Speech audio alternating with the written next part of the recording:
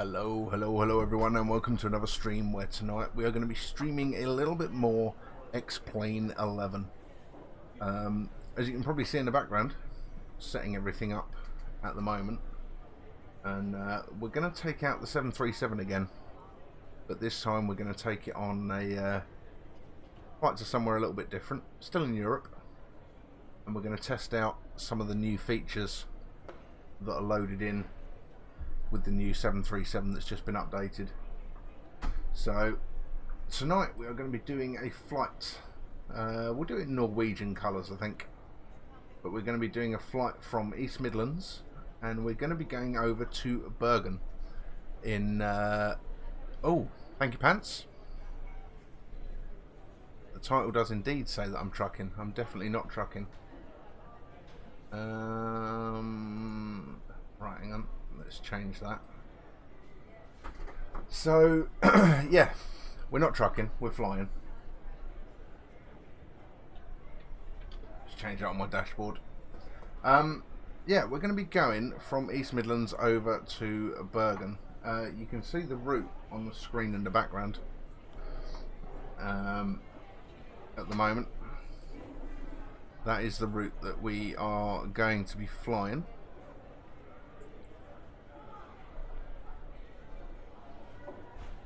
Let's just quickly change this over in the dashboard.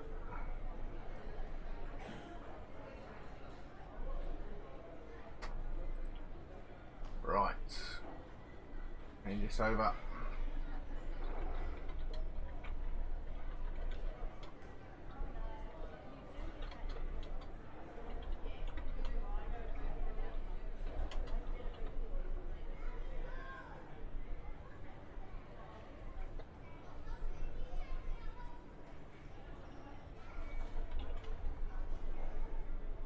Right, let's update that. There we go. So that should be updated now. Let's turn down these loading sounds. We don't really need those in the background. We can get rid of all of that. There we go. So yes, as I was saying, tonight we are going East Midlands to Bergen. We're going to take a Norwegian livery. So just while X-Plane loads up, let's see if I can bring up the left screen here. There we go. So here we can see the charts, and it will have our route on it. Daytime mode, fine. So we take off out of East Midlands and we head up to the Trent VOR. Head north, up, bang over the top of Leeds Bradford Airport, and then we head up over, where are we heading out into the, pretty much in between Teesside and Newcastle by the looks of things, is where we're heading out over the North Sea. And we'll come across the North Sea, we'll track up some of the west coast of Norway, and then we'll pick up the arrival into Bergen, which is in quite an interesting kind of area. Lots of water and terrain and all sorts around there. So that should be quite interesting with a bit of luck. Let's first of all have a look at East Midlands. So the airport itself is fairly simple. We're going to be starting out on the central apron in the middle here. Stand number 15. And we'll have a look at the weather, see what runway it suggests that we take, and then either we'll taxi down to Alpha 1 or we'll taxi up to Golf, one way or the other. And then we are going to be departing on oh, hang on, let's look at the SID rather than the star. There we go. We're going to be on a Trent to November, I think it said, so assuming that we're going to be on runway 27, and it's a nice simple departure for us out of here. Climb ahead, and at 1 DME, so 1 mile from the end of the runway, we turn right, heading 299, climbing to anywhere between 3,000 and 6,000, up to 6,000 just before Trent. And then we climb again en route. So it's a nice simple departure out of here, and then when we get a little bit later on in the cruise, we'll start looking at the approach plates for Bergen. Let's just set up so that we've got X-plane hopefully capturing in the background. I don't know if it is, because it will pop on the screen behind the plates there. So that's what we're going to be doing. Zibo, the guy who does the 737 mod that I use, has just updated it. He's updated it with some bits and pieces which makes it easier to use in VR, and also some features that are just generally nice to have on the little flight bag stroke iPad that's in the cockpit on the side of the aircraft. So if we flick over to this screen, this is the one that we'll be flying with, so you can see our progress up at the top. I've made that a little bit bigger, so hopefully it should be a bit easier for everyone to read. And then the screen with the charts is a little bit smaller, so that hopefully you can still see them, but they shouldn't take up quite as much of the screen. Now we're using Aerosofts scenery in Bergen, so hopefully Bergen should look pretty nice. And the reason it's taking so long to load X-plane up at the moment is because we're going to be using the UK 2000 scenery for East Midlands, and I've also got some photo scenery set up around East Midlands. So we should see, if we're taking off on 27, I believe that's the way that we take off, where we'll literally fly right over the top of Donington.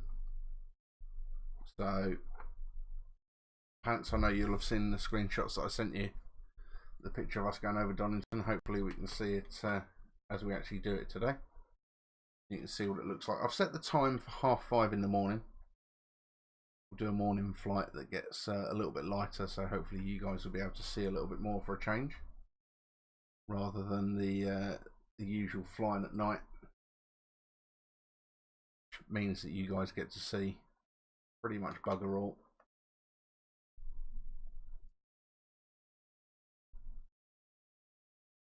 So while this is just finishing off setting up, I'm just going to go and grab myself a drink, and then we will be golden.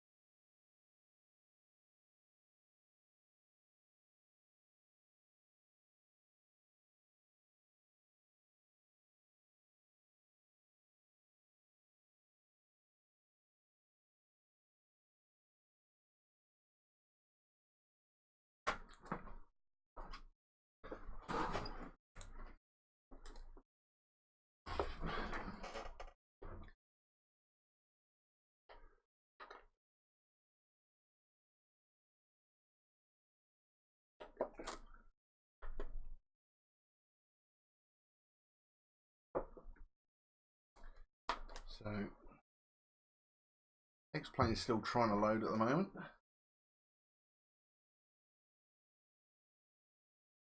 Taking its time. Let's hope as I've installed these bits and pieces that I haven't broken it. Otherwise we're not going to be streaming X-plane tonight. We'll be playing how to fix X-plane. Oh, here we go.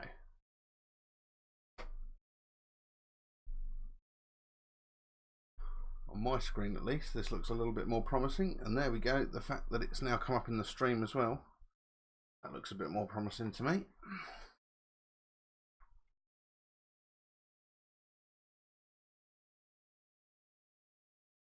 So first before we get into much more, let's just go through and let's see the guys that have followed the channel since we last streamed.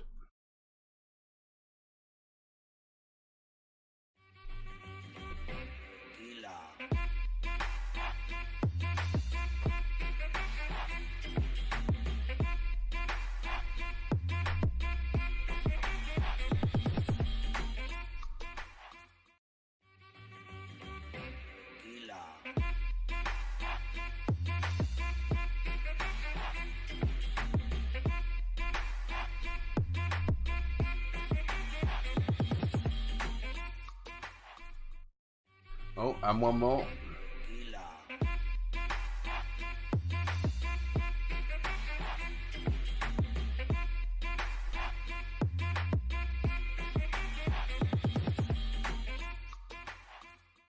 So there we go, 3 followers since the last time we streamed. That's YM699, Jack Scott 1288, and Cobra's Awake. So I would say thank you very much, guys, for the follow, but chances are you're not in here. Let's come on.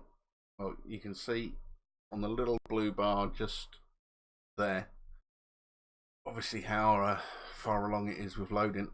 So it's taken a fair while.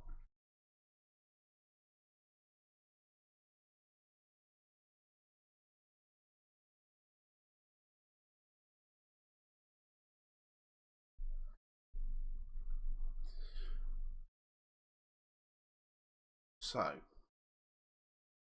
what I would like to do, try and also let's bring up the have a look at some of the routing bits and pieces while we're waiting for this to sort itself out.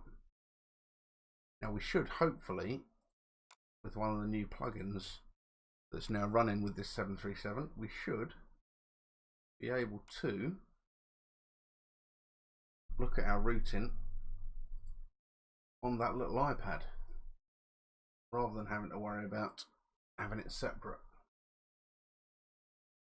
So here is our paperwork generated by SimBrief. You can see out of East Midlands going to Bergen.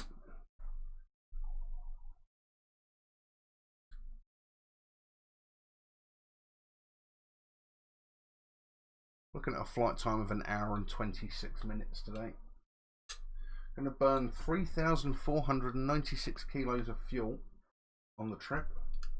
Our contingency for 15 minutes, 607 kilos. Alternate, which is, where have we got nominated as our alternate today? Echo November Zulu Victor, which I think may be Stavanger. Could be wrong.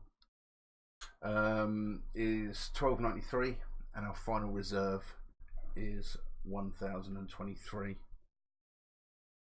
So the minimum takeoff fuel that we're going to need when we depart is going to be 6,500 kilos, we'll call it, if we round that up. And as we can see in the background now, everything's all loading up. Give it a second to sort itself out.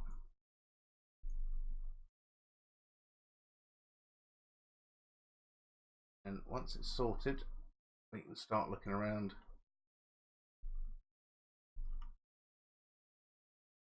Very, very jerky tonight. So hope that smooths out a little bit. There we go. Right, everything, there we go. Everything's kicking in. It's starting to smooth out a bit now. Oh, okay. I'd obviously set it to start with the engine started. Makes life a little bit easier. Shut them down all the same. Start up the APU. But we're a bit ahead of the game. That's the APU starting up. And then what we will do is we will shut down the engines, get ready for pushback. So basically we can, because the IRS and everything's already aligned, when we shut down the engines, we can essentially go into what is just like a sort of transit. So as if we're not the first people to fly the aircraft. Let's close down the left screen. We don't need that on there for you guys. Here we go. Here is our shiny new EFB. And one of the features on here now is Avitab, which means I should... Ah, nice. Got a route wizard on there, so we can look at that. Map. I don't know if that's going to... Oh, it is working. Holy crap, that's awesome. That is actually working. So that's pretty cool. So you can see, if we take off to the west on runway 27, we will be going right over the top of Donington Raceway. So that'll be pretty cool.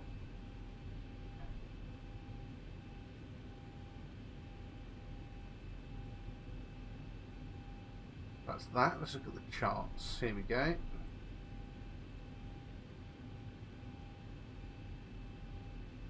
So we can bring this up, and I can close that down on my left hand screen now, because we have got all of the information that we need on there.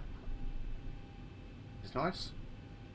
We can use that when we fill in the FMC down here.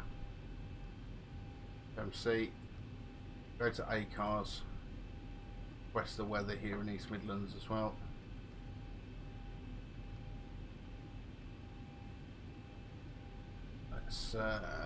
Let's go up to the overhead, run the electrics off the APU, and we'll shut down the engines.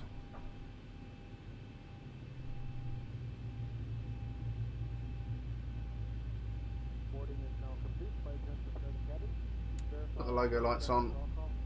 They're on steady. The anti-collision lights will turn those off. Everything's all set on there.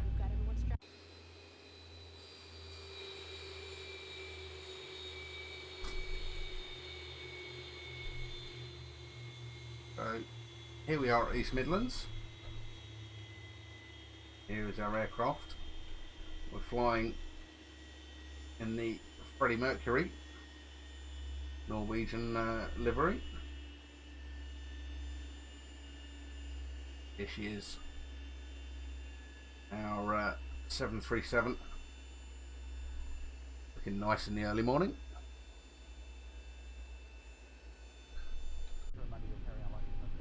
Once again though, it looks like I've lost all of the views that I had set up, so when I update I'm going to have to work out how we managed to keep the views and what file that saves those in.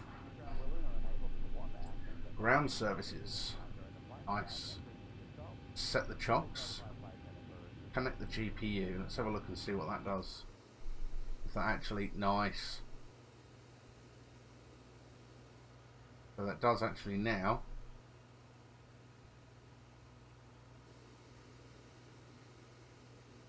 connect the GPU up to the aircraft.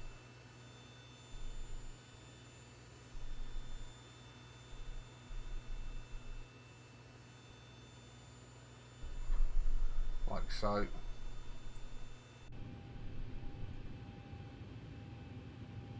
So let's see if I disconnect that now. Yes, that's been a feature that's been almost annoying for a little while. In that you always, the second you stopped on the ground, had ground power available. Now you have to actually connect the GPU. Get it? That's quite cool. And then the chocks. Yep, the chocks are under the wheels as well. So in theory, with the chocks under the wheels, we could actually release the parking brakes. Better pushback. Nice. So now we don't have to go up into the menu in X-Plane to do this, which is especially handy if you're playing in VR. That's those new features. Let's see what else we've got. Most of this I think was in there already.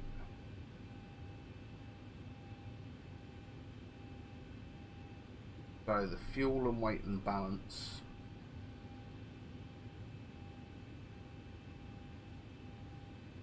So the fuel that we said we were going to take, we said we were going to take at least 6.5 tons if that was in kilos. Let's make sure the aircraft's in kilos. It is. So let's set the weight and balance then. Fuel 6.5 tons. We'll do that. That empties out the centre tanks, so we've only got fuel in the wings now. And let's look at, so we want an estimated takeoff weight of 62,333. Oh no, back. So takeoff weight, we add another 9 to that, so if we go 14.6,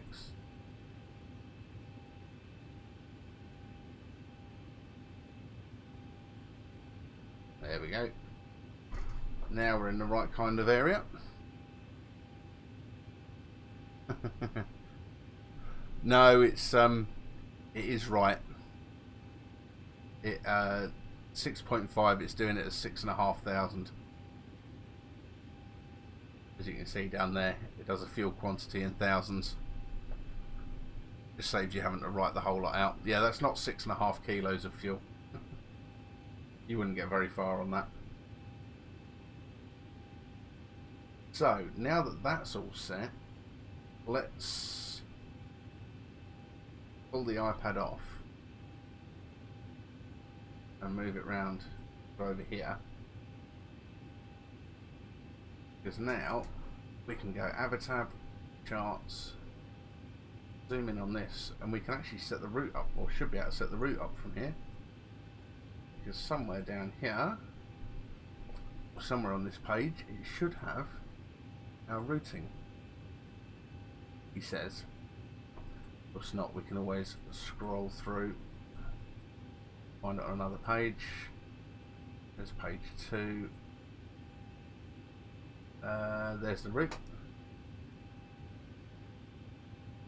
So let's go to Posinet for the initial position. EGNX code for East Midlands. Our route is going to be EGNX to ENBR.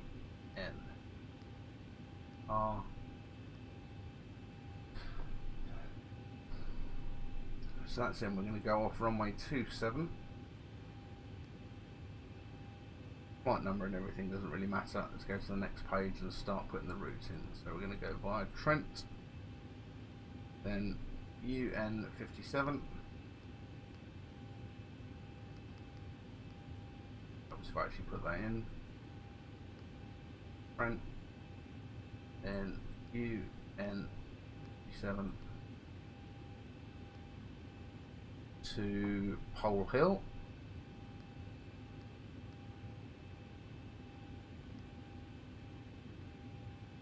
Then UP17. If I'd have had a bit of common sense, I'd have saved this. We could have just rode the route into Tipta.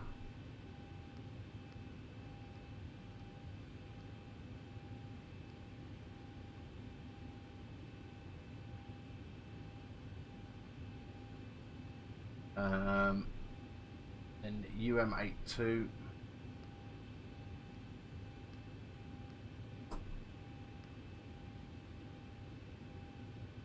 to Niven.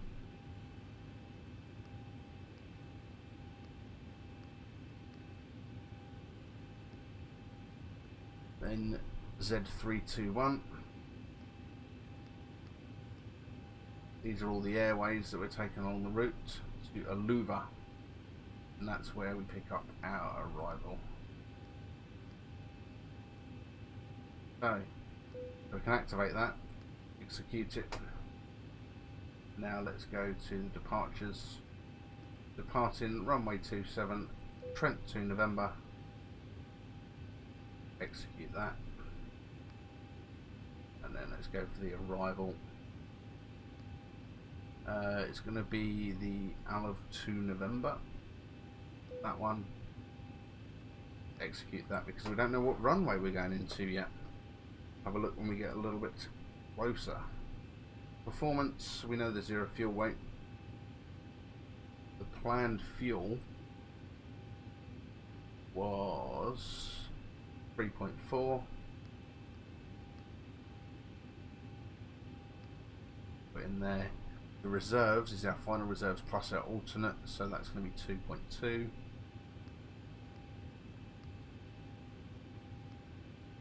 And the cost index 7. We are going to be flying at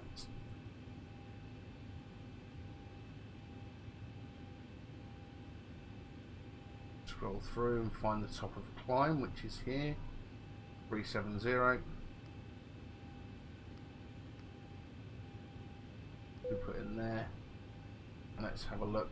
Yep, that's fine. Altitude constraint, that's fine. Let's look at the winds, 277 at 33.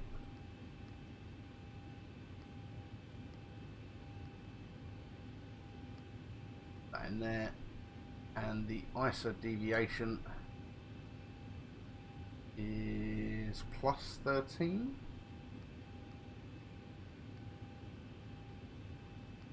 Which means the outside temperature when we're cruising is going to be minus 44. Transition level is 6,000, I believe.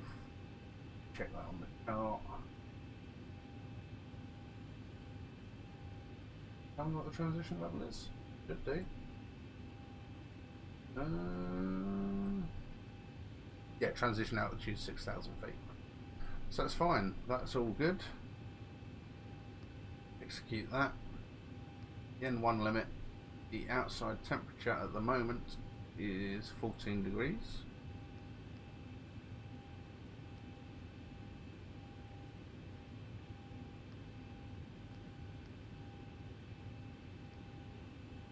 Let's do a D-rate takeoff to 45 degrees. 93.2, yeah, that'll do.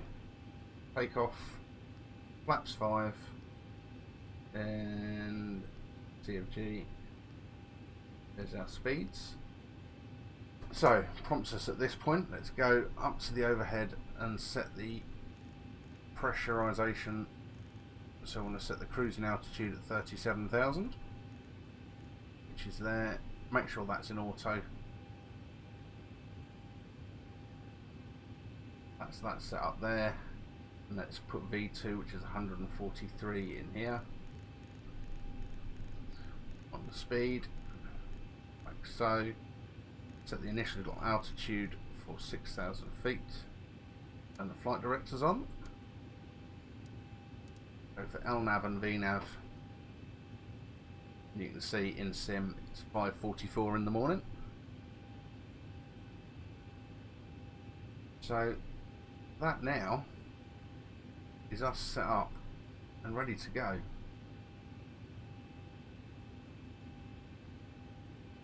So we can run through the checklists.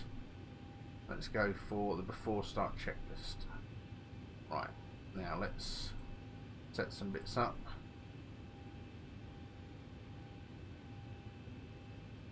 Start that, that should start up some sounds of people loading in the back.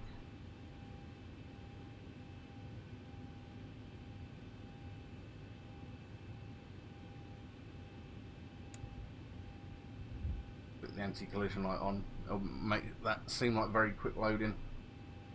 Do a PA.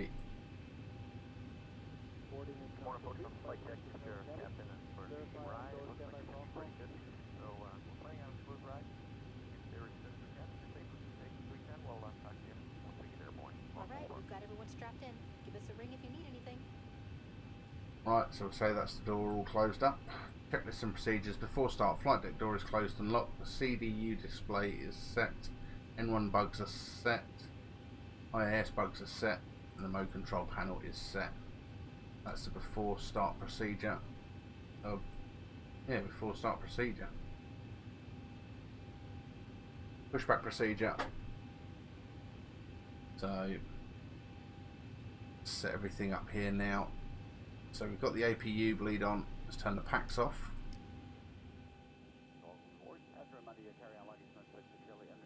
And close the isolation valve. There, that's on.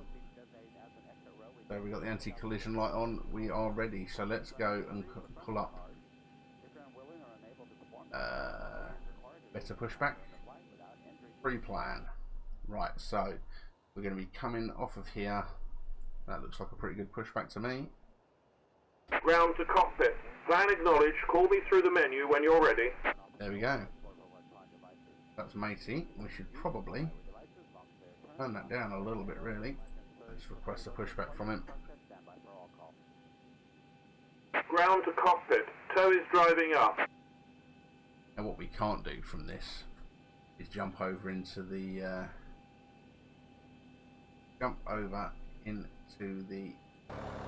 pushback cab view. So a little bit messed up here because he's technically in the building.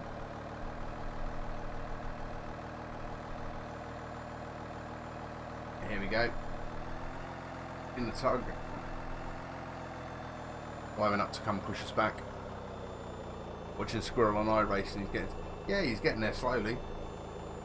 He had a bit of a rusty start from what I saw when he was starting racing the GTEs. I think he's there now.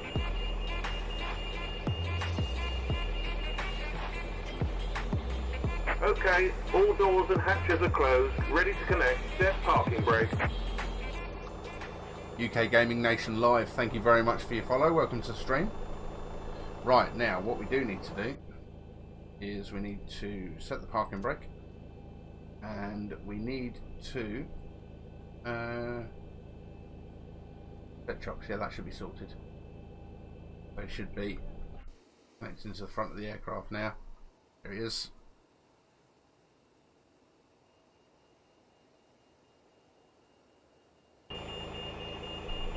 So we can see the system's working. Lifting up the nose gear any second now. There we go. Up she goes. You can see the aircraft up here while we're inside lifting up. Let's try and set up. Tow connected and bypass pin inserted. One of my views while we're still on the ground. Try and set up that one. That's a fairly common one that I use. Release parking brake. Down there, that's the parking brake released. Starting pushback, and you may start engines.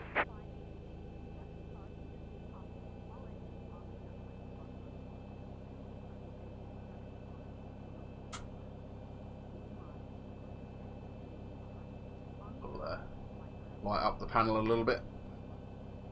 There we go. Pushing back from stand, let's start with engine number 2. Whip that over onto ground. And then wonder why it's not working.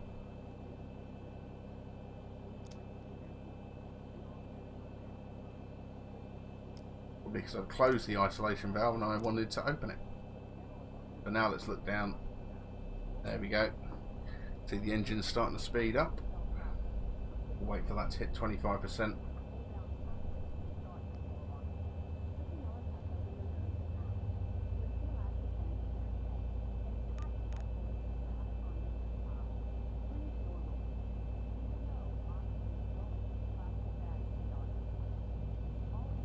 There we go, we're over 25 now. Put the fuel in.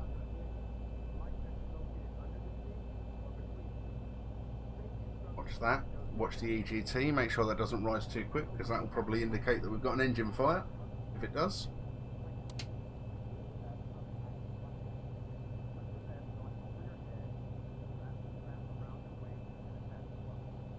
There's one engine. Start engine number 1.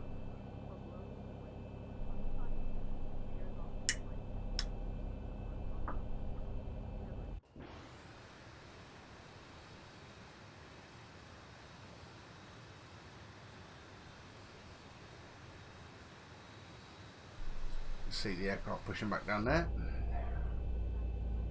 Wait for this to come back over 25. Operation complete. Set parking brake.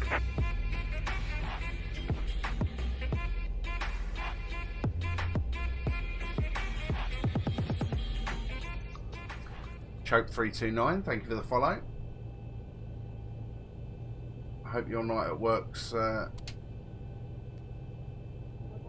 not got you too bored, although you're watching me, so I can't imagine you're hugely busy.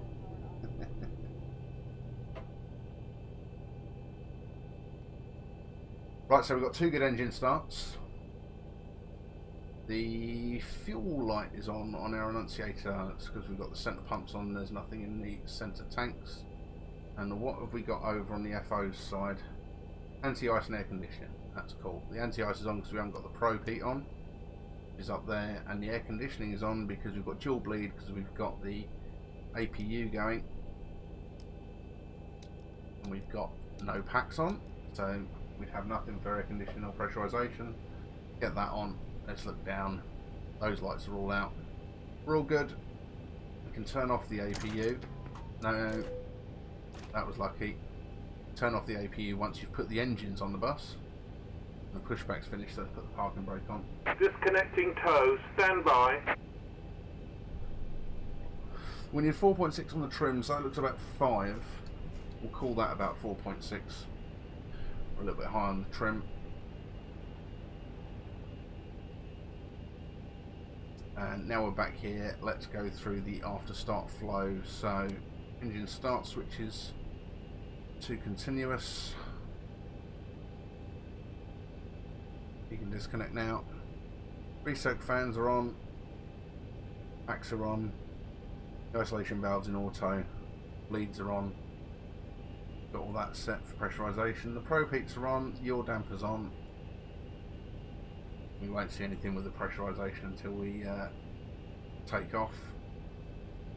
Everything else Tow is disconnected and bypass pin has been set. removed. Hand signal on the right. We'll see you next time and have a safe flight. That should be flaps 5.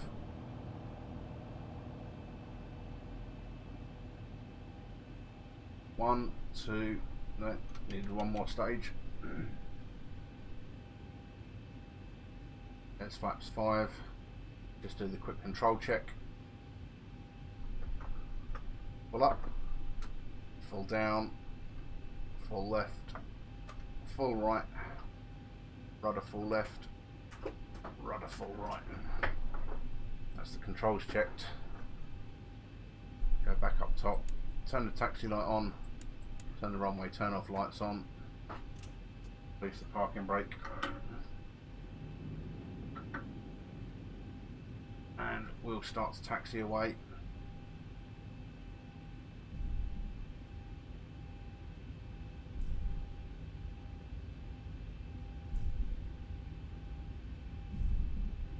So we're facing to the east. We're now going to taxi out down the taxiway here, and we're going to turn right.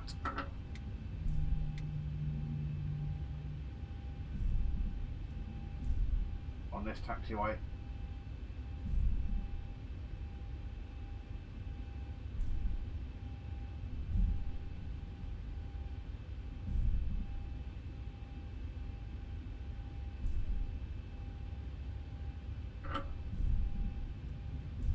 As you can see, if I bring up the taxi chart, and right here, we'll head all the way down to the end, and we'll stop at Alpha 1 for runway 27.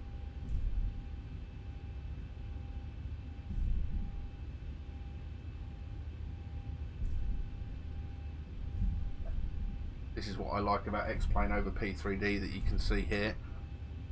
I think Tads is on holiday pants, if I remember rightly. I think they've gone off to Snowdonia the weekend. You can see here where the ground's uneven, whereas P3D makes everything perfectly flat.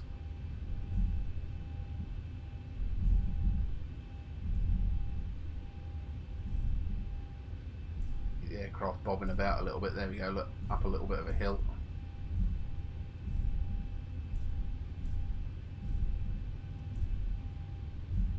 Gives the airport a little bit more character.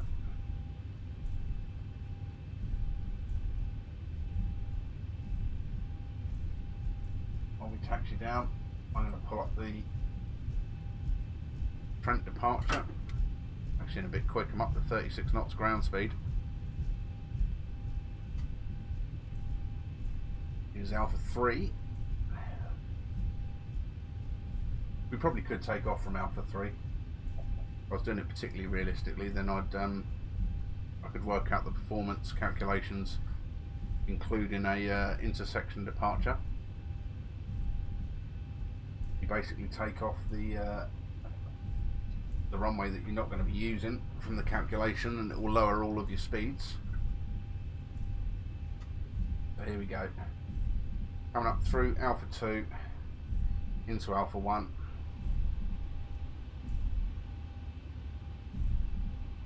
Here we go now. So, hold short here. Let's go through the I should have gone through the engine. Well, let's go through the engine start. Pack switches off, blah blah blah. In fact, let's not do the engine start because we're well past that. Before taxi, generators on, anti-ice, engine anti-ice we don't need. Pack switches are in auto, isolation valves auto, APU bleeds off, start switch is continuous, and the engine start levers idle. Ground equipment clear, flap lever, set for takeoff, flight controls checked, and we need to blank out the lower DU. Down here we turn that off, and that will basically flag up if we get any problems on the takeoff roll then. That's the before taxi checks, takeoff checks, before entering the runway. It's the correct runway, strobe lights, other lights, transponder. So let's get all of those on. We want landing lights on, runway turn off's going to stay on, we'll turn the taxi light off, logo lights on, put that to strobe and steady, anti-collision is on, and the other two is the wing lights and the wheel well lights, which we don't need to worry about. So all of those are on, that's all your lights. Transponder down here so ATC can see us, we'll turn that to TARA. After clear for takeoff, the landing lights, and this is as we actually get onto the takeoff roll. So we don't need to worry about too much on that. That's kind of a walkthrough rather than a checklist.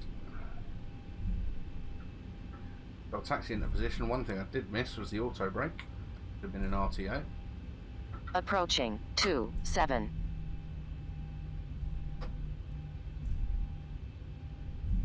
Here we go, lining up on the westerly runway here at East Midlands.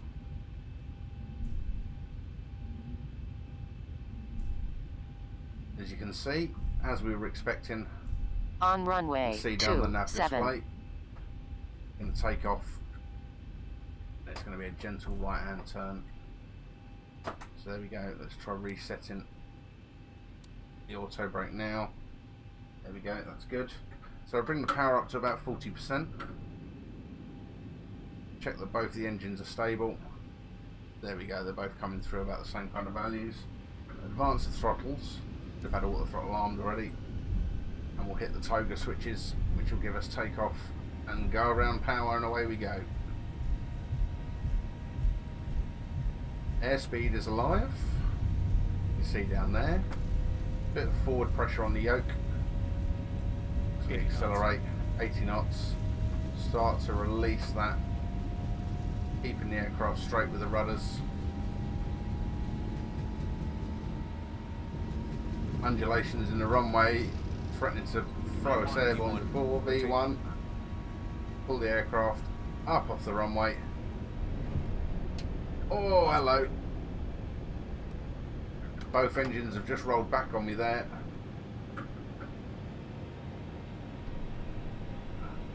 Positive rate, so we can go gear up.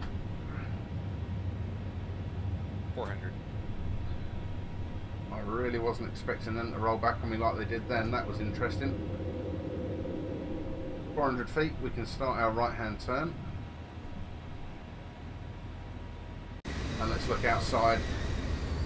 And there we go, Jay. There she is. Donington down below us.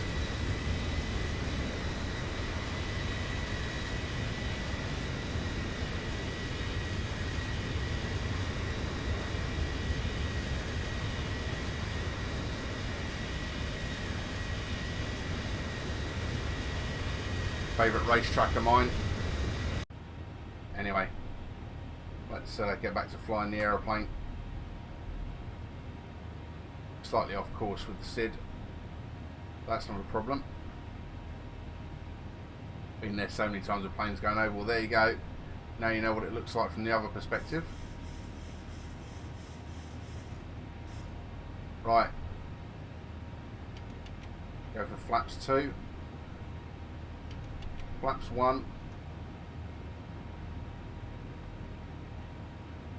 And flaps up.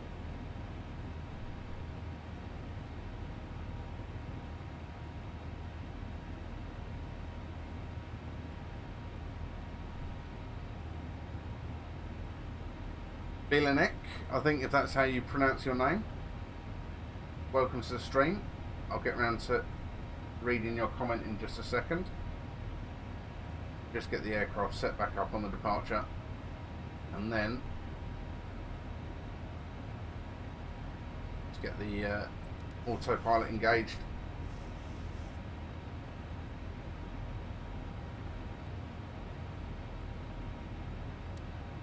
Start to clean the aircraft up a little bit. There we go. Back on the departure like we wanted. 1,000 to go. 1,000 feet until we level off at 6,000 feet.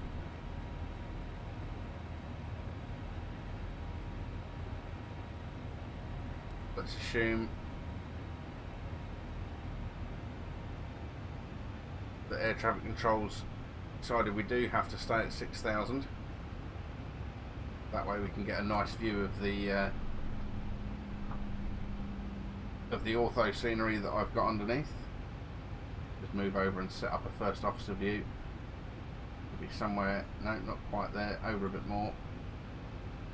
First officer's view should be about there. Oh, keep forgetting every time I do that. It conflicts with something that I've got set up in OBS. Right, so EGNX says, hi, I've got a problem with X-Plane 11 installation. The problem I have is when the install asks for disk 2, it goes no further after inserting the disk. I've tried reinserting the disk, but no joy. I can browse the files on the disk, but the install is going no further. To be honest, I'm not entirely sure what you'd need to do in that situation, unfortunately, because the version I got through Steam. So I don't know whether or not you've got a CD code which would allow you to transfer from a disk copy to a Steam copy. The best thing I could say do would be try the guys at the xplane.org forums. They're all pretty knowledgeable and they're likely to know Altimeter setting. what you need to do to get that sorted. I'm not the best person to ask on that, as I said, because I sorted mine through Steam. There we go. You can see some nice photo scenery down below us. You can also see over there where I think it goes from photo. No, it's still photo scenery. There's just a little couple of glitches in the mesh. Nice photo scenery looking out the window as we fly over the Midlands of the UK. And this side too, although I think, yeah, it's obviously changing from one tile to another. You can see the difference in colour there, look. That changing to photo scenery? No, that's changing to now. Changing over to default X-Plane scenery. I don't think there's any photo scenery under that. No, that's default X-Plane. Under there. So let's assume that air traffic control has now cleared us up to 24,000 feet. So we'll dial in 24,000.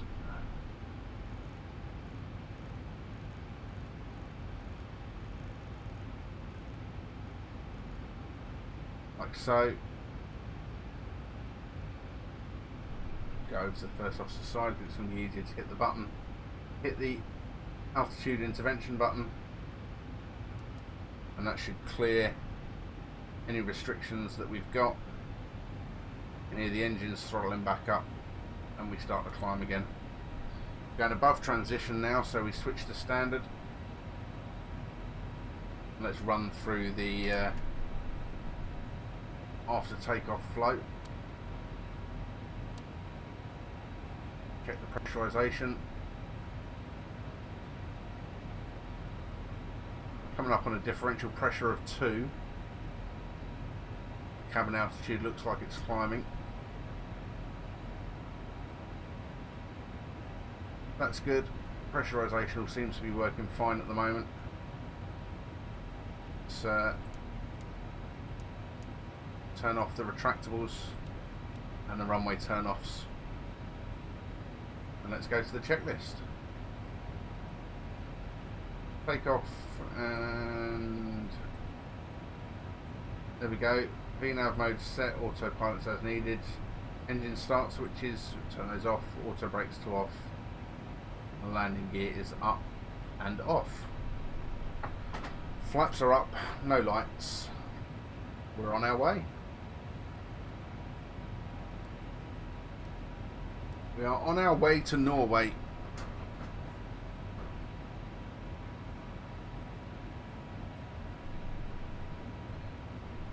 Coming up through 10,000 feet now, so we can turn off fixed landing lights.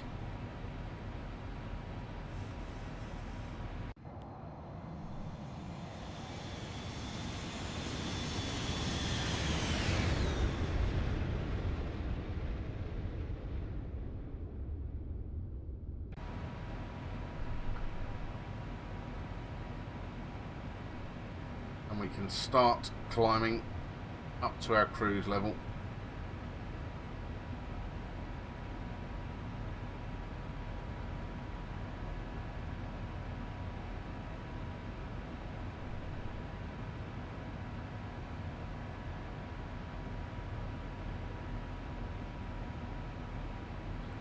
Let's have a look at some of the additional little play bits that we found on here. To pass through 10,000 feet, let's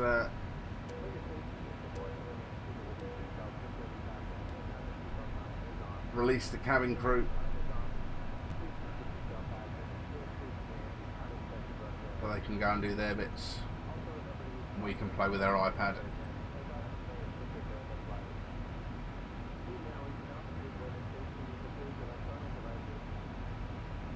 You can see default X-plane scenery, and then there's obviously still a little bit of photo scenery just over there.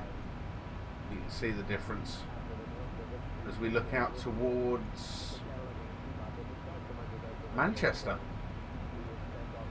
Quite a good view of Manchester Airport there, actually. See the 2 runways. There's the 2 terminals at Manchester there. So that's Manchester International off to our left over there. There'll definitely be photo scenery under there for the Manchester area. I remember installing it.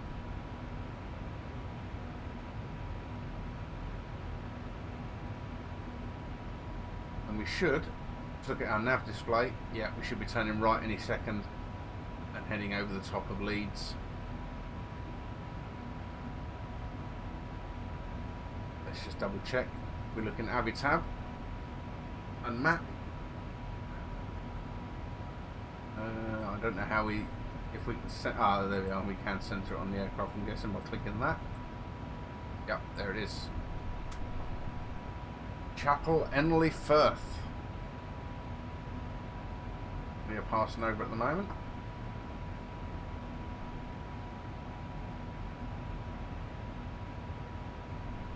And there we go. We zoom out, you can see Manchester over there on the left. Sheffield should be off to our right.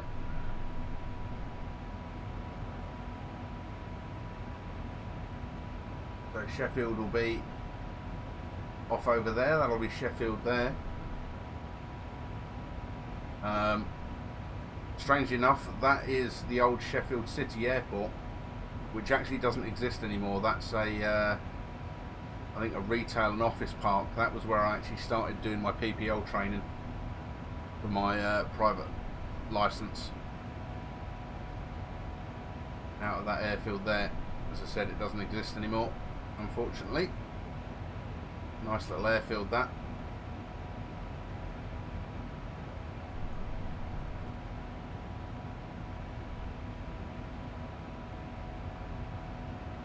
We look up here, we've got some more photo scenery. Off to the right, we'll soon start heading towards Leeds, which is where I went to university. You can see, there we are. Up to the north, separated from Manchester by the Pennines.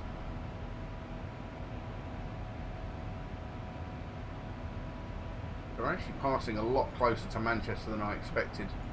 Have a look from outside, that should look quite nice. Probably going to be a bit loud, so you might struggle to hear me a bit. And you can see where my photo scenery obviously ends. This tile obviously doesn't include any photo scenery by the looks of things. Oh, I don't know actually. Or does it? No, I'm going to say that's default X-plane. So I'm probably going to have to get this tile now, just to make it look a bit better. But yeah, down there, guys, is Manchester. Gives you an idea of the size of it.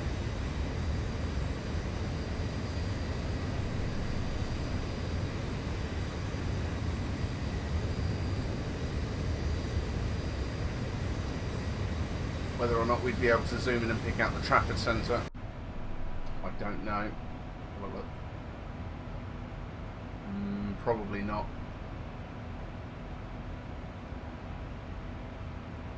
My knowledge of Manchester isn't that good, to be fair.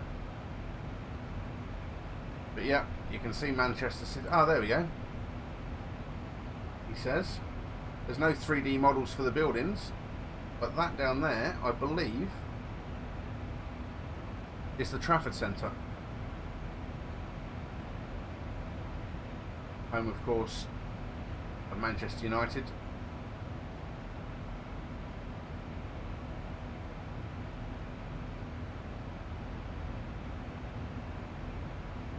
So that means if we were to look out to the west over there, that looks like you can just about make out the Isle of Man in the distance. And Liverpool would be over there as well. 1,000 to go. Surprised actually that we haven't. Let's wind this up again. 37,000. We'll wind it all the way up to our cruise altitude, 37,000 feet, and we can put the iPad back in its cradle for the moment.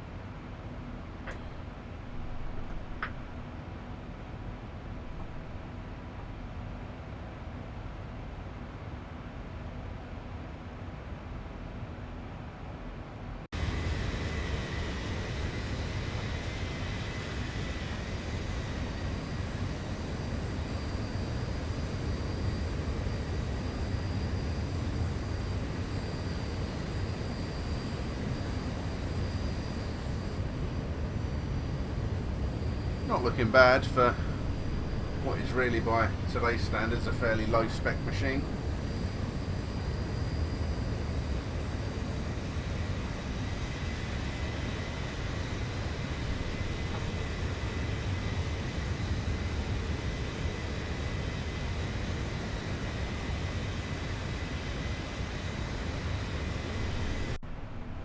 There we go, turning right now. As we turn right, we're going to head out over the Pennines. Yeah, different skin. I've gone for Norwegian today. Norwegian Airlines. Thought I'd mix things up a little bit.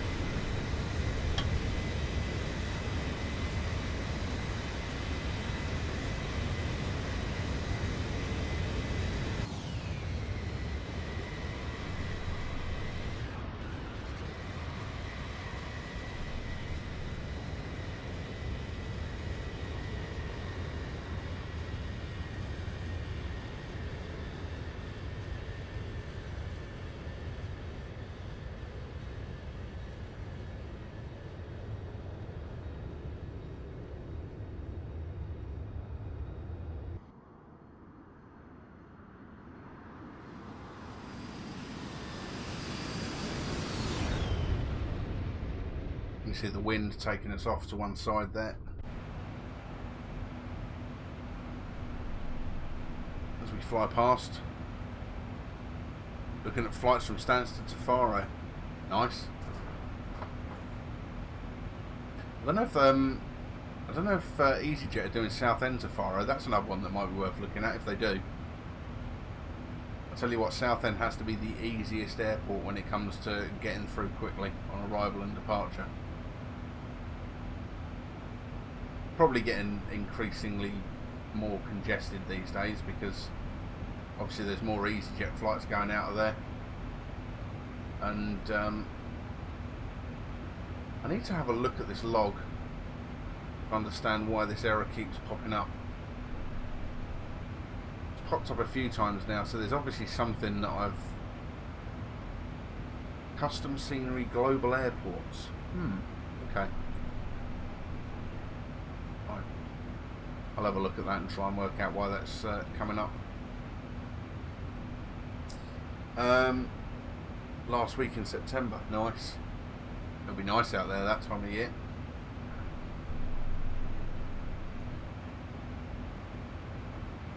So, believe it or not, it's actually getting lighter rather than darker.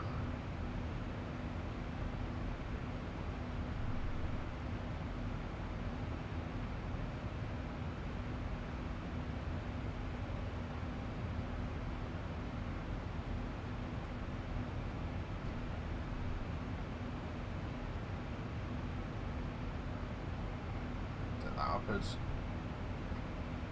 view number 7. No, set up as view 4.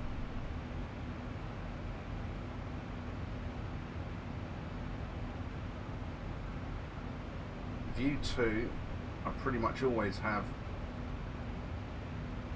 as a view of the FMC, like so.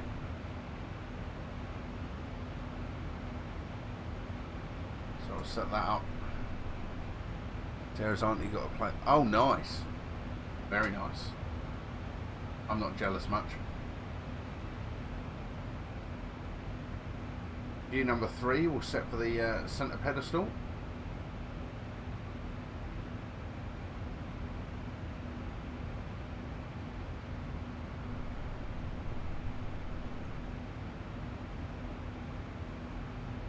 View 5 we'll set for the overhead panel.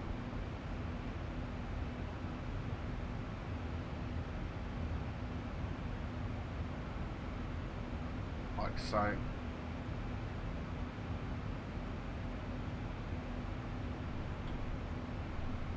So we've got that one, first officer's view, FMC, radios and centre pedestal. 4 is a close-up on those instruments, 5 is the overhead, 6 I don't know, 7 will make the view out the side window, 8 is the view over the nose. So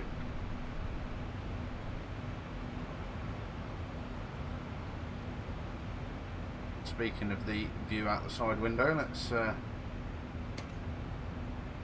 take a wander back into the cabin, shall we?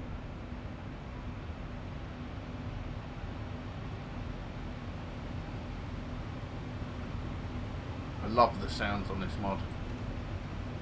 The sounds are just awesome. even down to the way they've got it where you get that slightly different noise as you go past where the door is going back into the cabin. They've got it absolutely bang on.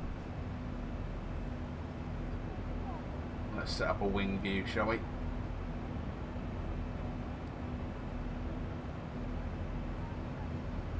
There is a way you can set the wing view up so it's kind of set outside the aircraft a little bit. I kind of want that as a view, but I don't want as much window as there is in there. There we go. Let's try and make it so there's a bit less window in there. A bit more of something worth looking at. Maybe not. Just set it like that.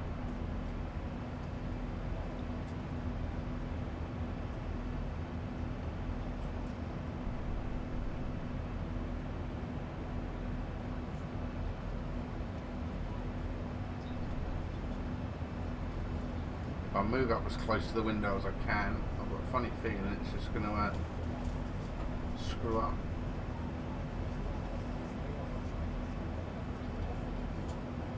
Incidentally, if you ever fly with Jet 2, don't ever go for row 12, especially if you like a nice window view,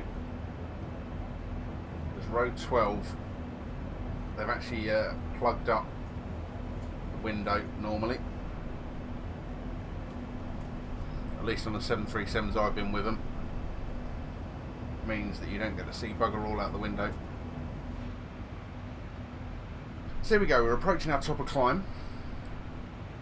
And how far have we got to go before we look at starting to descend? We've still got a fair few miles. We're looking at about 320 miles before our top of descent. I can actually get the exact figure from the FMC. I'll go into the progress page. So at the moment it's saying we should land with 2,900 kilos of fuel.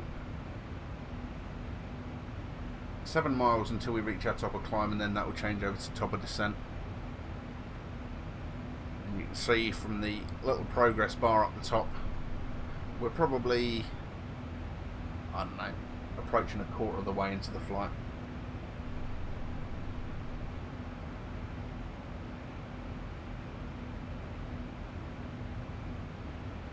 Just through 35,000 feet for 37,000. I don't know why 37,100's dialed in.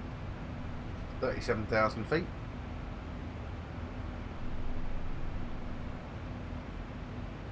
Let's check the pressurization again. So there we go. The differential pressure is up to around 7 psi. Cabin altitude's at 7,500 feet. 1,000 to go. That's what we want.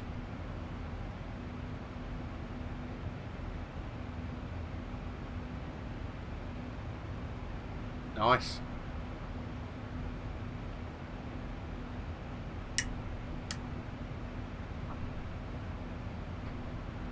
Oh, what's that? Something very broken there. And that bit of scenery.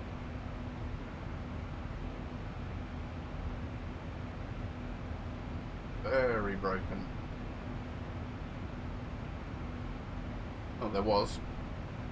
It's fixed itself now, whatever that was. Yeah, second hand will be fine.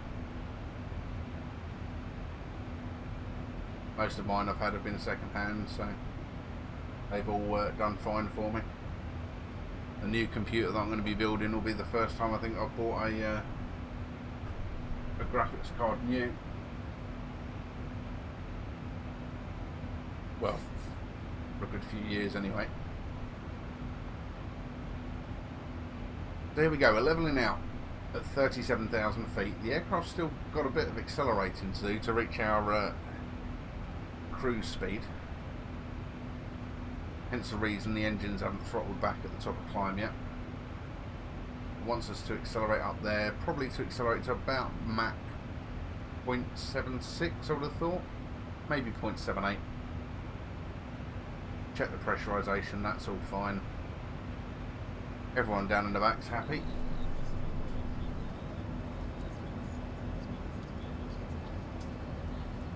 Beautiful clear day.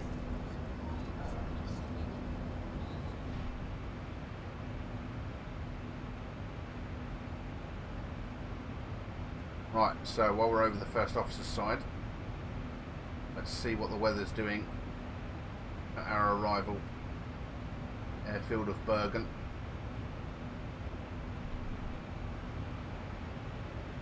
Send that off.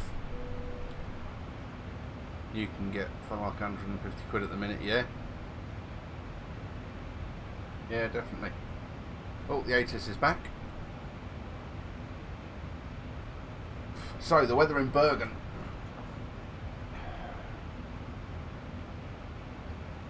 (2008 knots). Visibility is greater than 10 kilometres. There's a few clouds at 1,800 feet. Scattered clouds at 4,400 feet. Temperature's 14 degrees. Dew point's 10. So we shouldn't have any fog or anything to worry about. QNH is 1005 millibars. Or hectopascals, sorry. Yes, I would have thought so. That was something that I was going to look at, actually, wasn't it?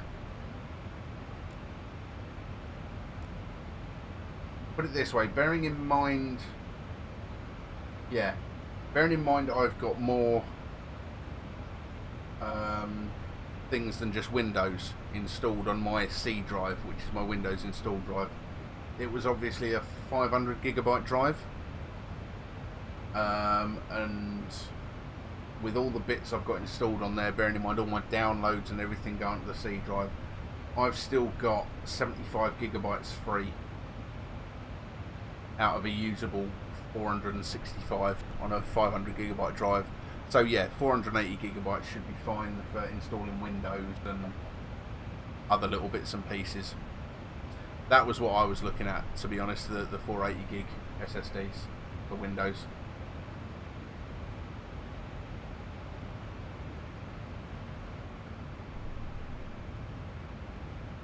So bombing along quite nicely. We're actually just about to coast out of the UK now, by the looks of things. Yep. Just heading out into the North Sea.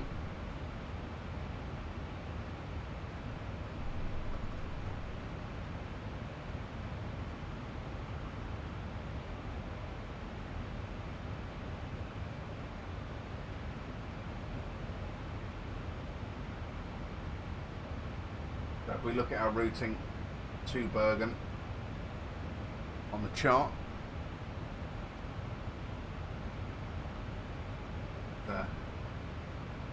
put the aircraft position on there. There you go. That magenta arrow is where we are. Just literally, we'd have been passed over from London control over to Scottish by now, and pass out into the North Sea.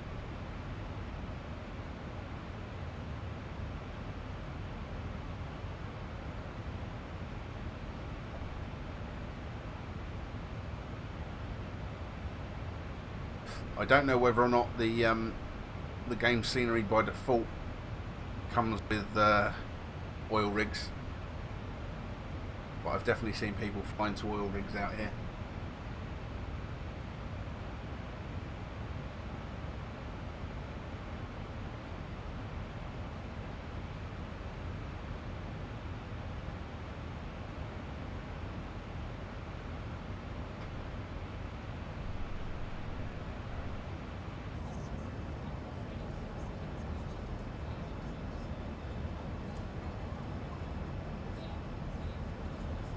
Passengers in the back getting to see the last bits of the UK before we pass out into the North Sea.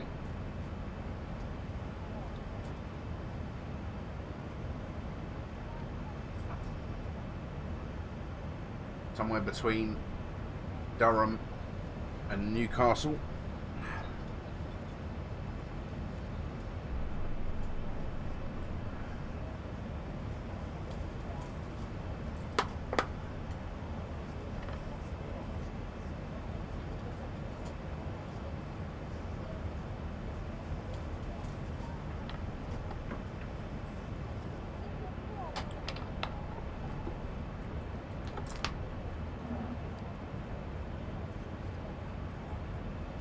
So we've still got view 6 to set, haven't we? 4 as our main panels there.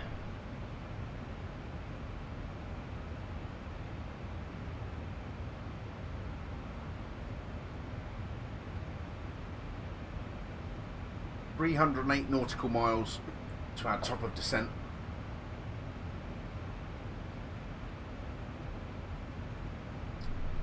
So we did bring up the weather for Bergen.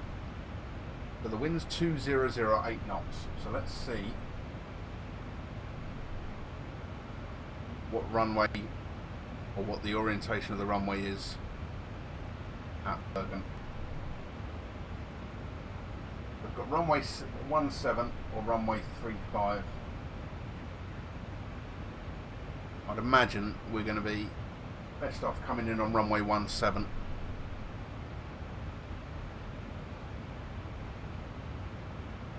Let's look at the ILS for runway 17. There it is.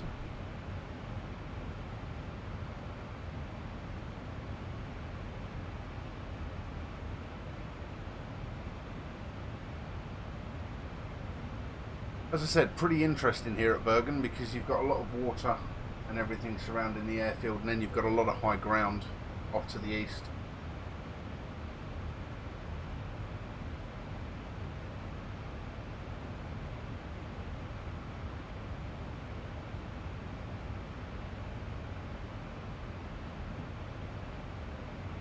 Let's have a look on the FMC and see where the Aluba arrival is putting us out. It's putting out at Nepham, so it's going to be that one. It'll be this ILS approach that we'll be flying.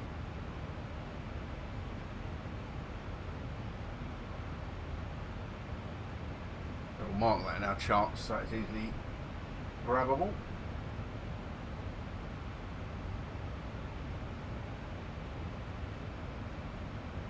And the arrival that we were flying was the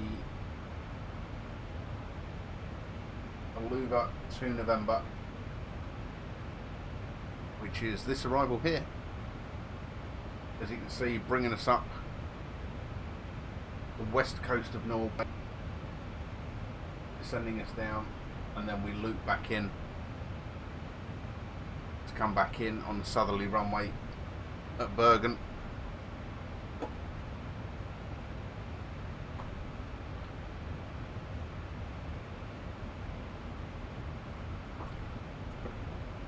So let's see if the points on the FMC and the points that we've got on the chart tally up.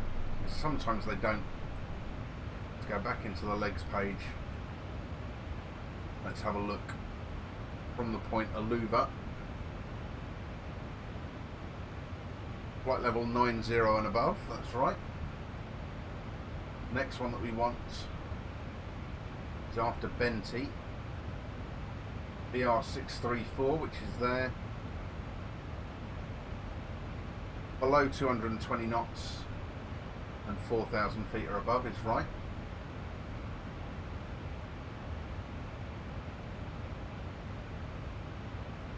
And then at Earlob, again above that, below 220 knots, so that's fine. It's fine there until we get to the point Nepham, where we need to be 4,000 or above essentially. So let's finish off. The full arrival is going to be the ILS Whiskey, which is that one. Glide slope on through Nepham, execute, make sure there's no breaks in the route, which there's not. So there we go. Check the progress page again then. 4.3 tonnes of fuel it reckons will be in the tanks at the top of descent, and it now reckons we'll land with 2.6. It's because we've extended the way that we're flying. We've put the arrival in, and rather than just going straight into the airfield, we're now coming up, flying to the north of the airfield and then coming back in.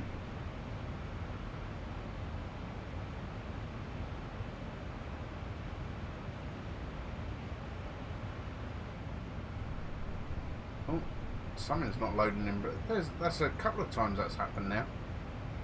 There's been chunks of scenery that haven't loaded in properly. Interesting. I'm quite sure what's causing that. There can't be a lot to load in there. That's literally just going to be sea. But that's not loading in.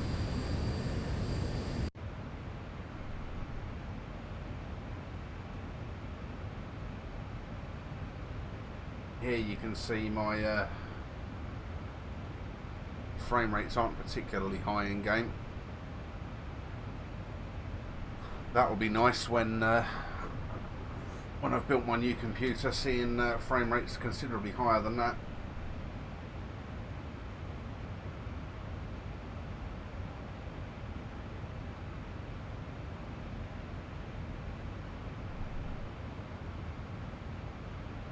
You'd hope for something higher than sort of 24, 25 frames a second when you're flying over the sea.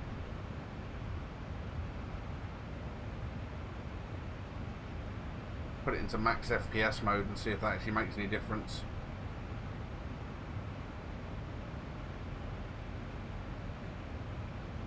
Not hugely.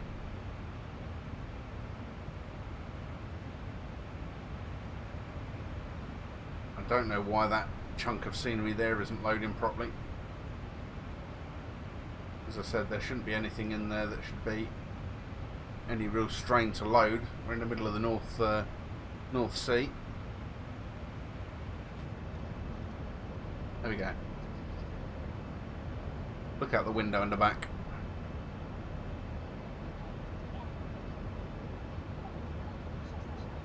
And gets rid of us having to look at that rubbish. Although now that's loaded in by the looks of things. Well, that side has. This side hasn't.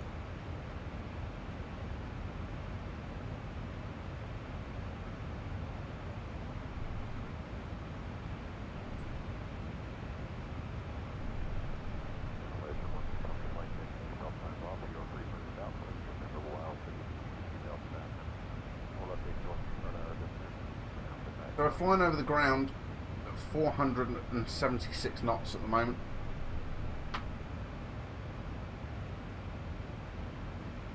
Call it 500 mile an hour for cash.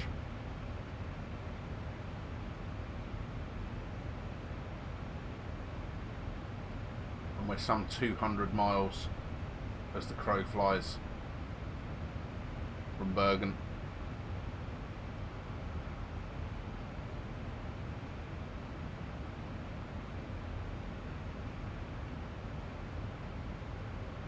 We could at this point try and save ourselves some time and say that air traffic has cleared us to the point of La Potte, in which case what we would do is go to the legs page, hit the left scratch key next to La Potte, so it selects it down there, and put that into the FMC. That then recalculates, and you can see we've got a white dotted line going to La Potte, which until we hit execute, which is there, it won't do anything. And now you hit execute and you can see that's turned to a magenta line. The aircraft's banking round to the left, put us on that route directly there. Let's see how that's affected things on the progress page. Arriving with 2.5 tons of fuel, 4.2 on top of descent. There's a moth.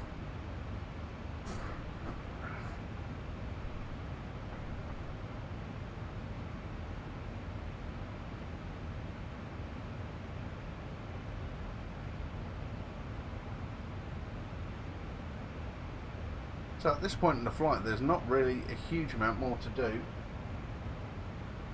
Set the landing elevation up right. Set that to 150.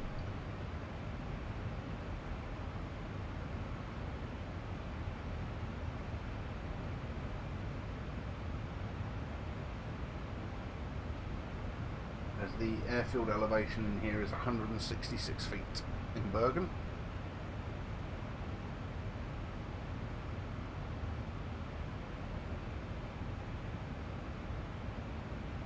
We can start setting the minimums and everything up for the arrival.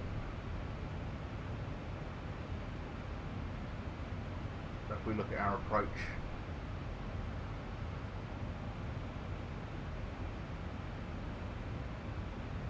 plate into Bergen.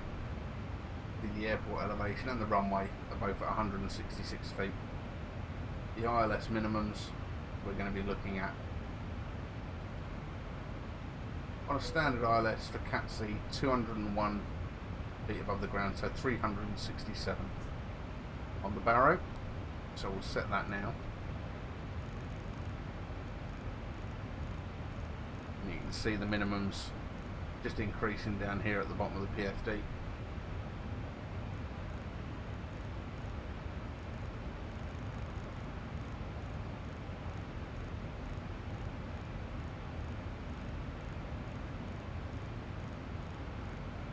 $367. There we go. So that's set. That's our decision height on the approach. 200 feet above the ground.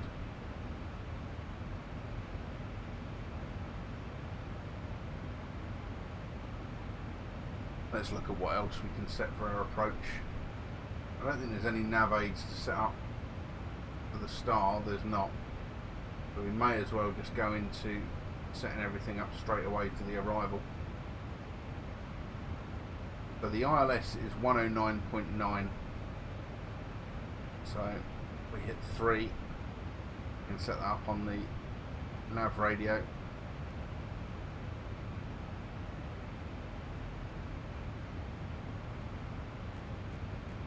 .9.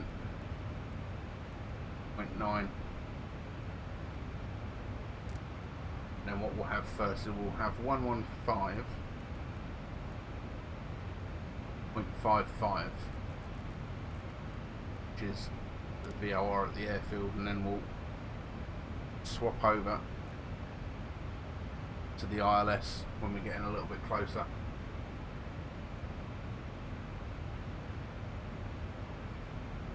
That's that all set.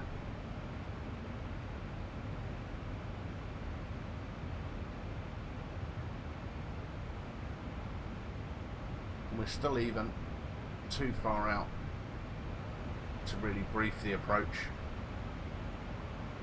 Still got 200 miles until the top of descent.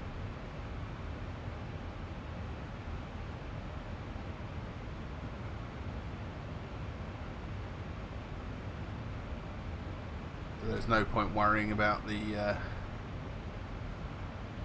approach briefing just yet.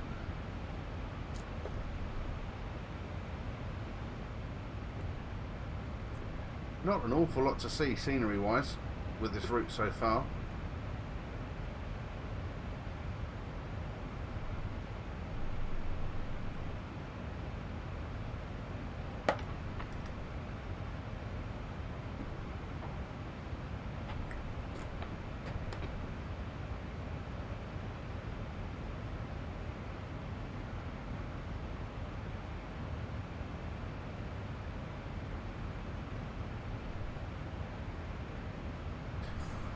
It's a shame that there's not a way anyone's managed to get a... In fact, let's look at Habitab.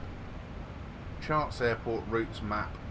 Shame there's not a browser on there, because if there was a browser then I could literally have Navigraph charts running on there. I think you can get a browser with the Flight Factor A320, so you can do exactly that. You could have a little browser running on the iPad. See what this does then. ENBR. ENBR.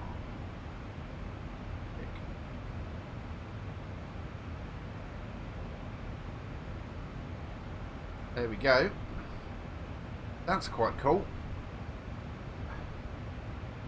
Load of information on Bergen there.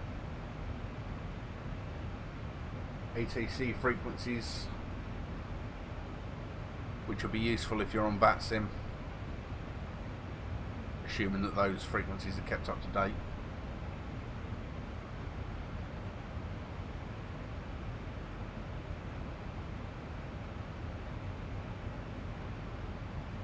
One 121, 125, 121.9, tower 119.1.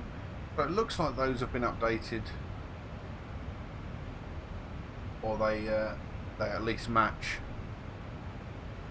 what I've got on the approach plates.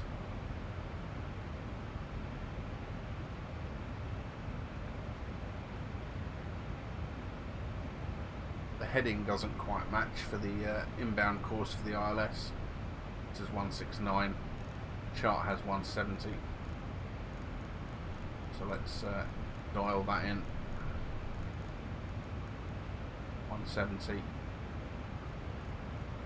Get it to match on that side. Like so.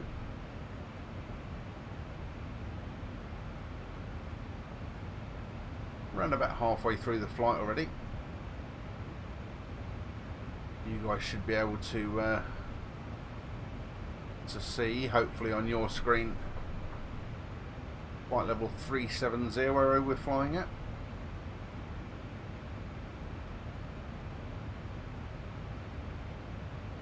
You can see the wind that we're experiencing while we're up here as well.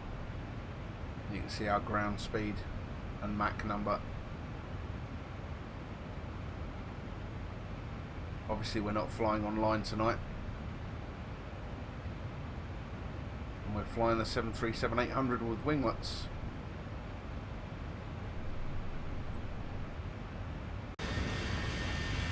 There she is, surrounded by nothing but sea at the moment.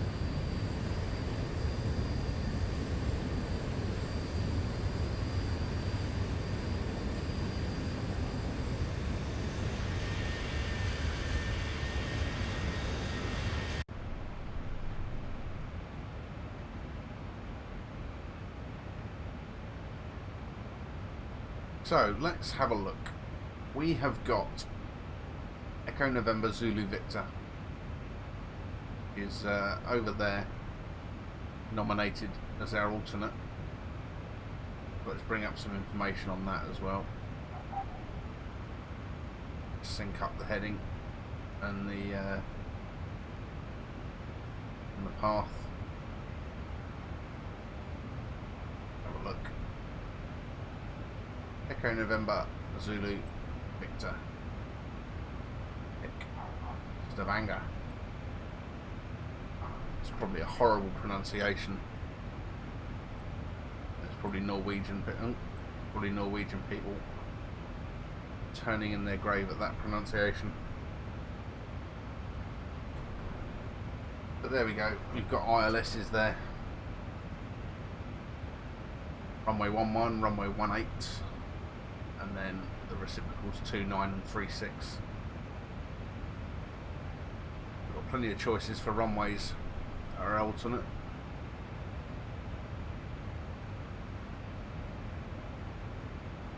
And at this point, if we wanted to, just to be extra safe, we could check the weather at our alternate as well.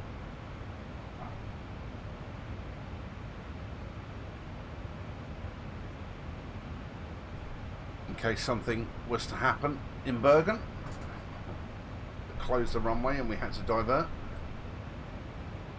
And the weather in Stavanger, 1706 knots, greater than 10 kilometers visibility, scattered clouds at 2,700 feet, broken at 7,000.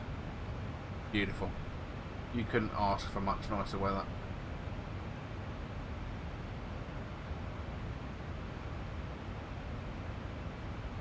I'll send that off again for Bergen. The pressure setting to set the altimeter to is 1005, so we can set that now.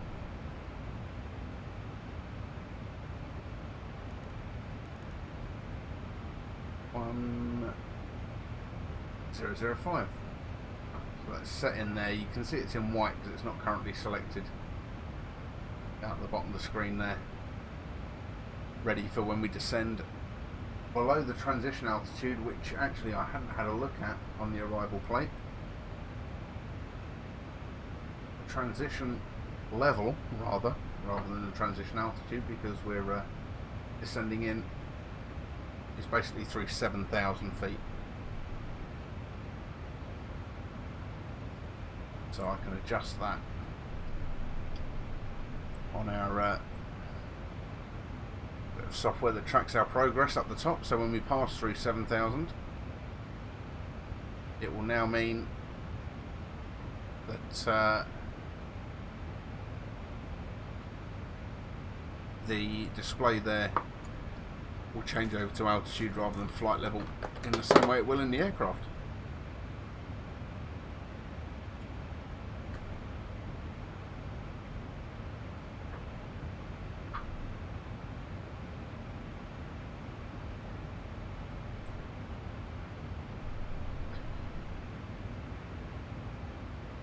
Need to have a night on iRacing soon. Yeah, definitely. Definitely.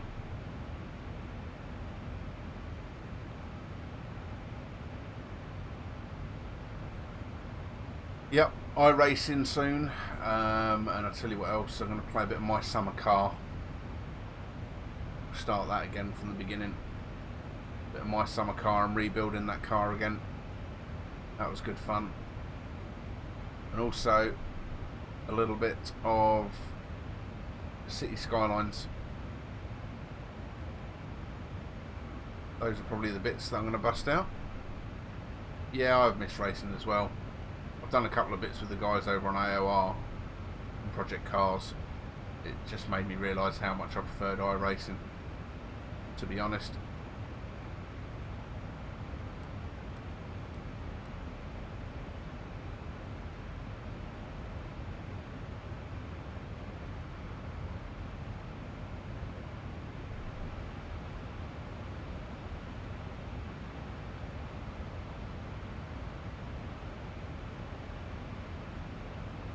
So, progress-wise, 129 miles to the top of descent.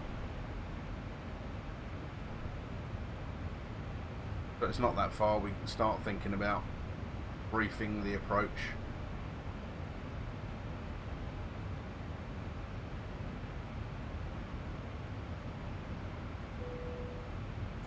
Barely been a cloud in the sky this flight, which is nice. Do you know what I was thinking now, actually? The bangers, I mean, obviously I played in the testimonial that was on the other day with Tads, and it looks alright. Now that they've put Wreckfest into full release, I actually think that mod's looking pretty good. It's done the mod some good as well.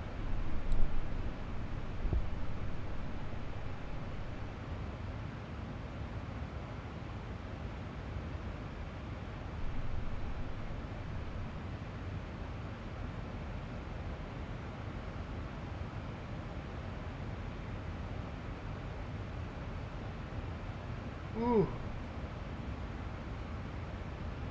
Yeah, and that's the reason I stopped playing Wreckfest. It was all the hassle, and I mean, it didn't help that I was running a league, and so you kind of instantly set yourself up for hassle if you're doing that. But yeah, you get people that just seem to take far too much fun in just aggravating everyone else. It's almost that's what they live for on Wreckfest.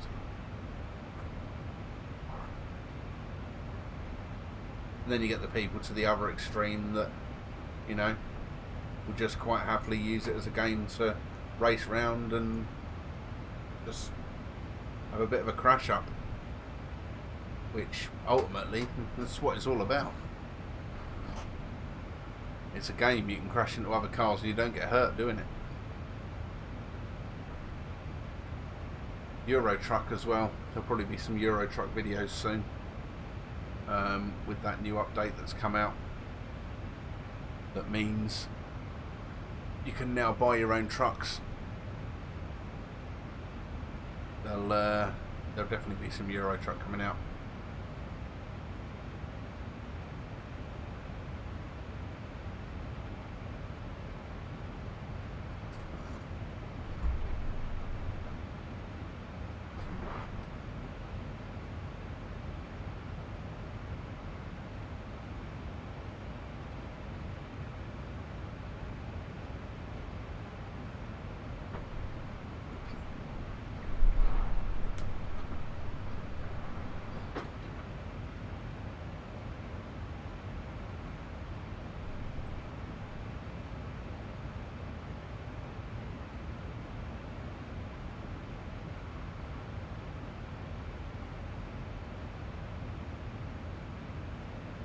Yeah, yeah, it's definitely better on single player.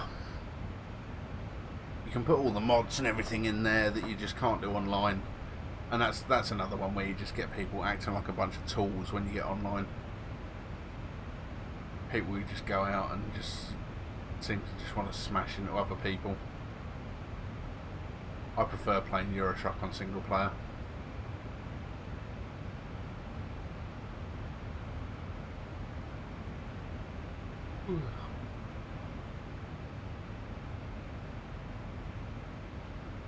Good job we're only doing a single sector. I reckon I'd be asleep if I tried doing a multiple sector stream.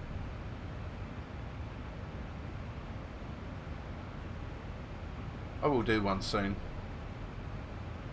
We'll pick a Ryanair flight or something, and we'll do multiple sectors the same as the crew would in real life. Basically fly out and then fly back.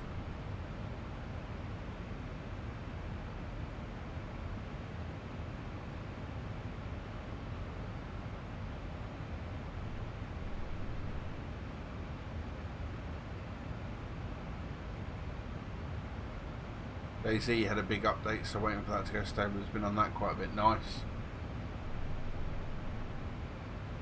Yeah, I must admit, I've never played DayZ. I've played Armour, which obviously is what DayZ was based on.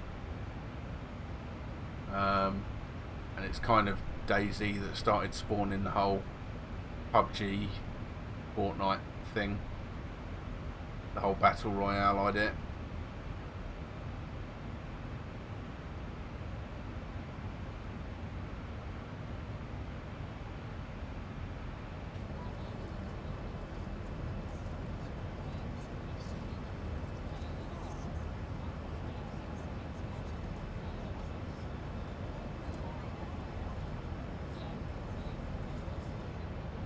So I'm intrigued to see what Bergen looks like.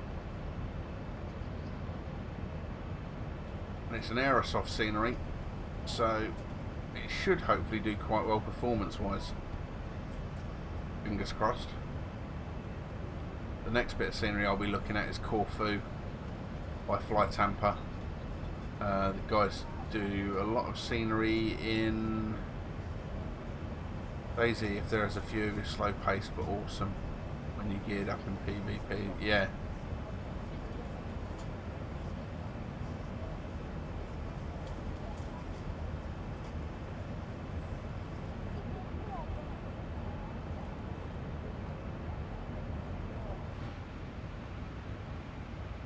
The thing is, I'll be a lot happier playing a lot more once I've got the new computer built. Wow, okay. Obviously passed into a new sector now, so the weather all of a sudden loaded in.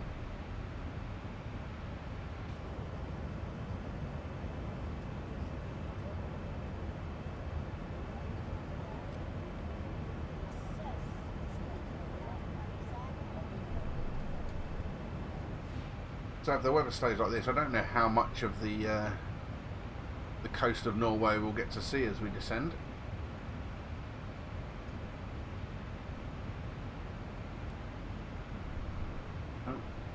Weather's popping in and popping out,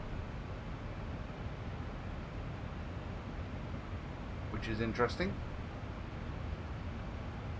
We're about 160 miles as the crow flies from Bergen Airport.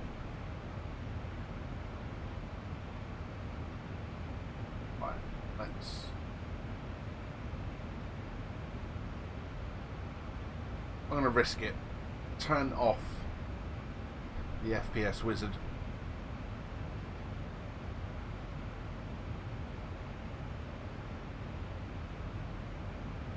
See what that does, if anything.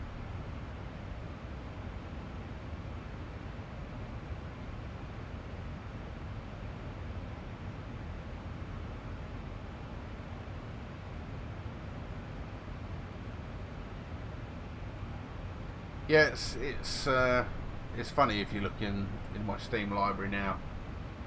The number of games that I've got in my Steam library and the number of them that I actually play. The number of them that I play is fairly small. The number of them that I stream is even less.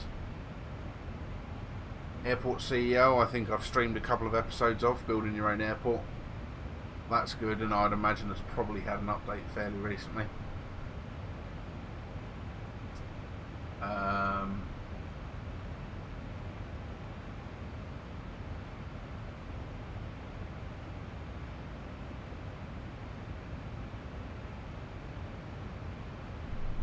That's now got mod support on it.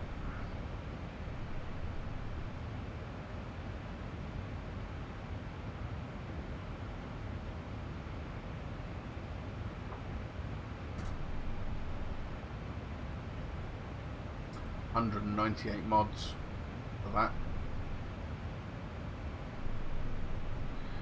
Real European Airlines, real US and Canadian Airlines.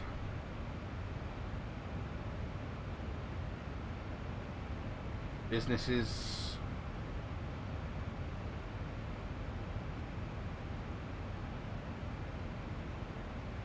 All sorts. Literally all sorts.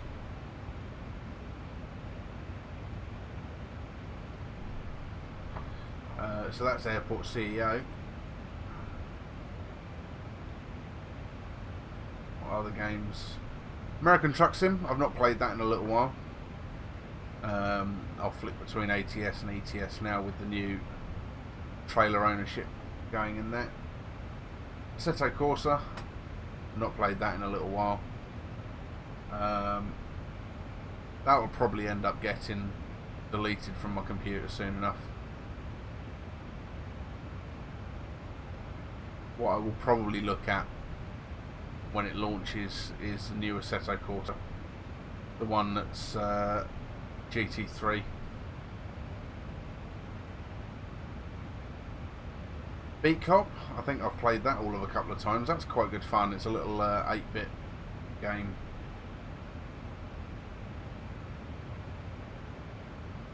Borderlands. Borderlands I haven't played in ages. I started playing that. In fact, I started streaming that as well. City Skylines.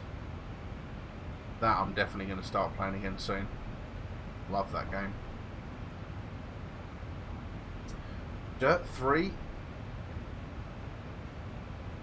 Last Steam sale, I was tempted to get one of the newer Dirts. They do look quite tasty, Dirt 4 and Dirt Rally. Door Kickers. Door Kickers I have played recently actually, and I think would be a fairly good one to stream. Kind of a top-down tactical SWAT game. You can rename all the characters and that in there, so that would be quite a good one to stream, because you could name all of the characters in there after people watching the stream. Skyrim I played for a little bit, and to be honest I got pretty bored of. ETS, F1, Fallout New Vegas, I started playing that for a while. That's another one that I probably would have to spend a bit more time on, and then I'd get properly into it. GTA, The Forest, both of those I haven't played in ages. GTA I used to play all the time with the LSPDFR mod, so you could play as a cop. Grid Autosport, well that kind of got surpassed by all of the newer racing games that I play. H1Z1, played that for a little bit, didn't like that. Went back to playing PUBG and then ROE. Hitman I think I went through and pretty much completed Hitman Absolution. I think I completed it. If not, that'll be a good fun one to go back to. iRacing, Keep Talking and Nobody Explodes. That will be one that I'll probably go back to when I get VR. Kerbal Space Program, I've got, I don't even want to look how many hours in that game. 697 hours playing that game. Building rockets, building space stations and all the rest of it. LA Noire, that's not a bad game. Another Rockstar game, that one's quite good. I did enjoy playing that.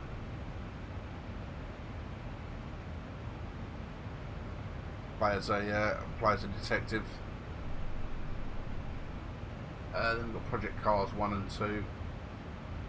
Portal I've never played, but that's supposed to be really good.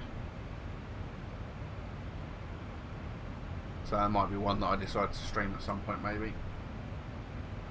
Race 07, Race Room Experience, Ride 2, Rust, Scrap Mechanic. Scrap Mechanic was good for when Tads and I played it for a little bit before. Chip Simulator Extremes, don't bother. Sleeping Dogs, played that for a little bit, that was quite good. I played that because, what was that based off of? That was based off of, or it's following the same lines as a game that I used to play on PS2, I think it was. I can't think what the name of the game was though. They used to play on the time, so I thought that would be quite good, but it was a bit of a letdown. Spin Tyres is pretty good, and apparently there's a DLC coming out for that soon as well. The engines are rolling back, so let's check on the aircraft, see what's happening. Yeah, Scrap Mechanic is good fun. Okay, so the aircraft is slowing down. Okay. Not quite how I would have expected things to go, but the aircraft's slowing down at this point, Lapot. I'm assuming in preparation for the descent. So let's again assume we've been cleared at pilot's discretion down to 22,000 feet. With the aircraft in VNAV, or vertical navigation mode, when that reaches the top of descent point, that should then start descending on its own. So we should probably look at this point in briefing the approach.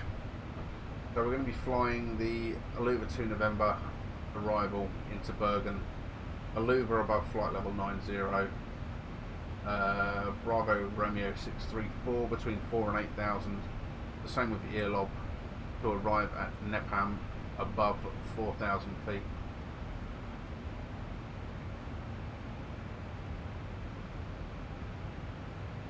The RNAV's plenty fine for the accuracy that we need, and they may vector us for sequencing.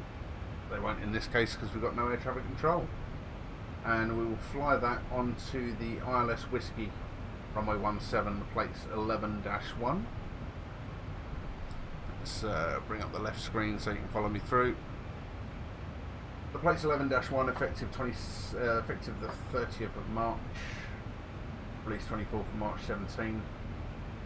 Me from Nepam, max 220 knots, 4,000 feet, inbound to the point Bablu. At the point Bablu at 3,000 feet.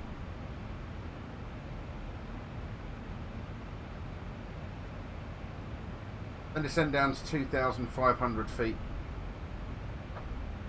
for 7 DME. And then we'll descend with the glide slope from that point. VNAV path and LNAV is checked, descending at 2,600 feet per minute now on the profile. So bring the zoom in a little bit there. Yeah, into runway 17 at Bergen. The minimums is 367 on the Barrow, 200 feet above airfield elevation. That's set on the captain's side, and on the first officer's side, local pressure is 1005, transitional level is 7,000, it's flight level 70. In the event of a missed approach, the missed approach procedure is a proceed to Bravo Romeo 917, climbing to 3,000 feet. Turn right to Bravo Romeo 918, and then back to Nepam for a new approach. Going to be flaps 30. Pretty standard landing. I will set that into the performance now. Flaps 30, So we've got a VREF speed of 141 plus 5 knots for our final approach speed, so that's going to give us an approach speed of 146. Maintaining the profile, the FMC says drags required. We'll ignore that for the moment. Maintaining speed at the moment, just marginally above 250 knots. So let's have a look up here. We'll do a quick pressurization check. Cabin altitude is still about 7,500 feet. Differential pressures down below 7. Recall is checked. Turn the panel lights off because we don't need them. We're landing in the daytime. We can see all of the switches and that we need.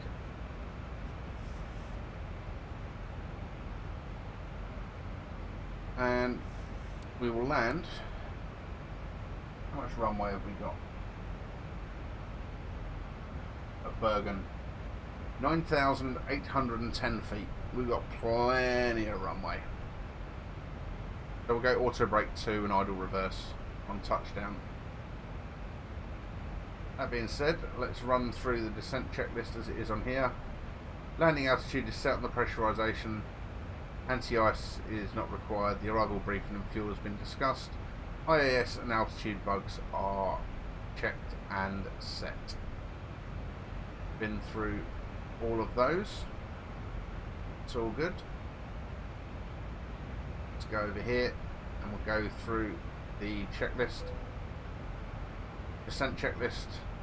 Pressurization, landing altitude is verified. System annunciator, we've done a recall. Approach reference page, VREF we've got entered. Radio minimums or baro minimums we've got. Navigation radio we've got it set for the ILS, and first of all the VOR. Auto brake we have set to 2.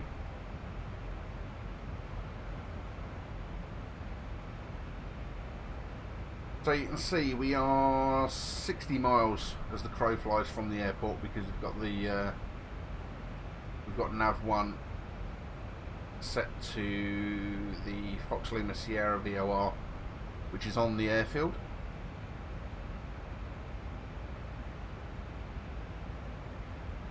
Going a little bit fast, but we haven't got to worry about that too much at this moment in time. We're still pretty high.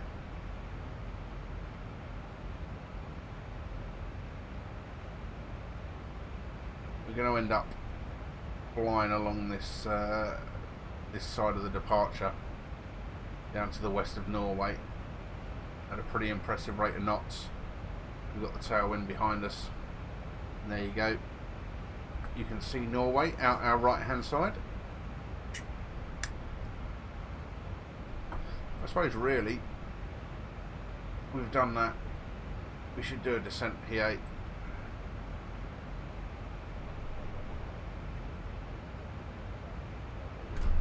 And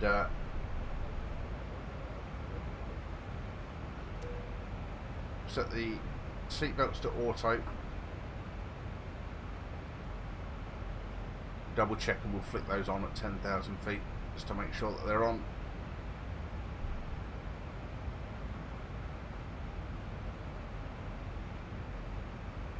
Make sure that the seatbelts are on when we bring the landing lights on. So we're accelerating away from the 250 knots that we had planned. So let's use a bit of speed brake and bring that out to the flight to 10. Doesn't it go? Let's assume that we're cleared down to 14,000 now.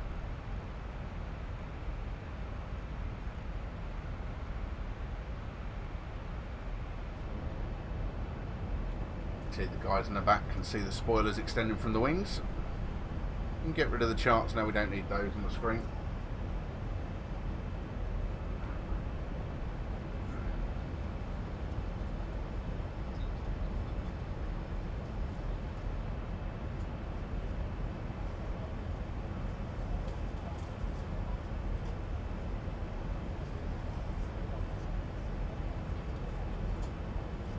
A little bit bumpy, so let's go and put the seatbelt sign on, shall we?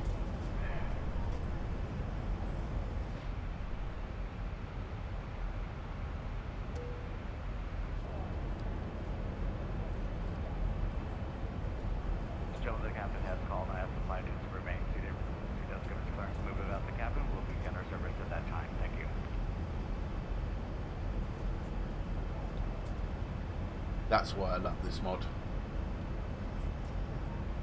You flick the seatbelt signs on and you get the announcements in the back. Awesome. Little touches like that that really make it nice. That, and it's nice to fly. So we're passing through flight level 200 for flight level 140.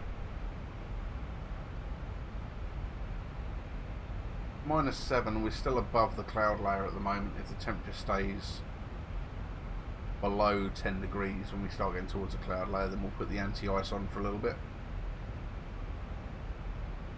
to make sure we don't get any ice accumulation.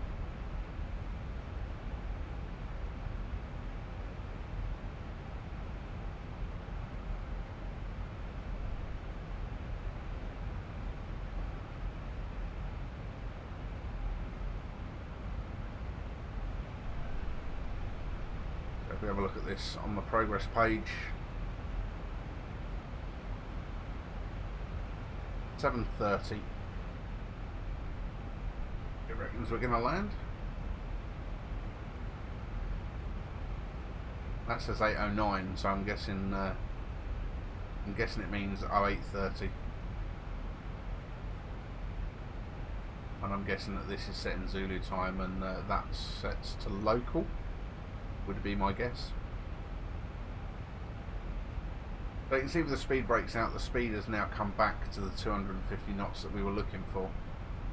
So I'll leave the speed brakes out for the moment, and we'll just check to make sure that the engines don't start powering up, because the last thing we want is speed brakes out and the engines powering up to go against them. They're not at the moment, they're still at idle.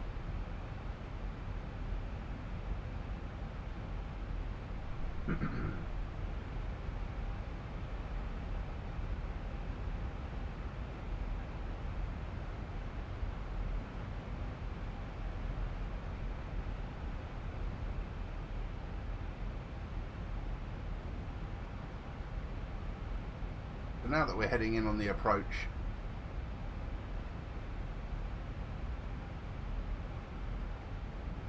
I'll leave it until we pass the next point, and then I'll flip nav 1 from the VOR. We'll flip that over to the ILS, put the ILS on nav 2. We haven't got to worry about setting that.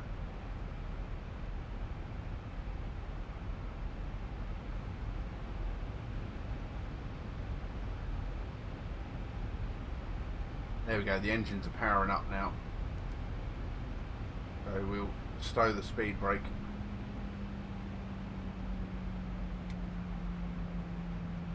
Coming down through 15,000 feet for 14,000. 1,000 to go. I'll set that to 1,000 feet per minute for rate descent. We'll clear this down to 8,000 now.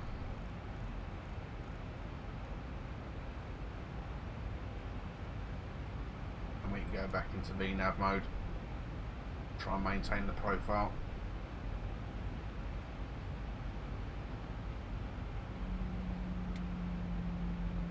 LNAV and VNAV path. As you can see, the auto throttle trying to capture FMC speed.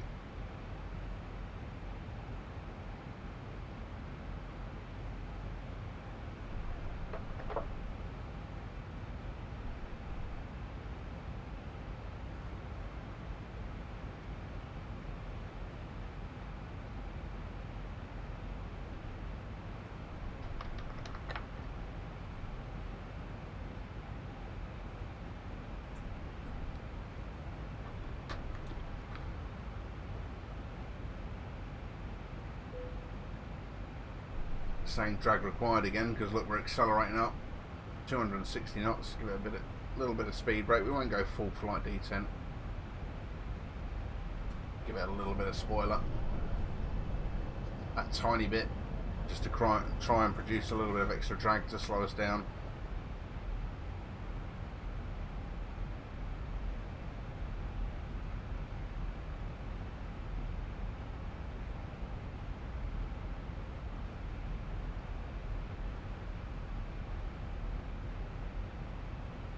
Probably actually do with move, yeah. Let's bring my field of view down a little bit. That's a bit more like it.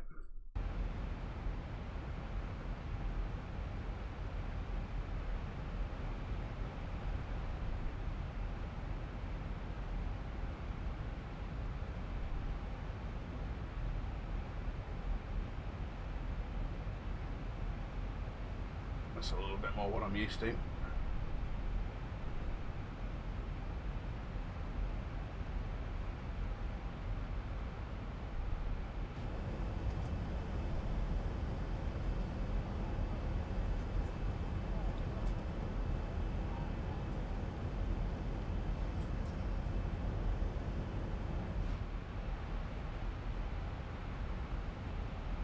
Out over the nose, we're getting down close to the cloud level now. What's the temperature outside?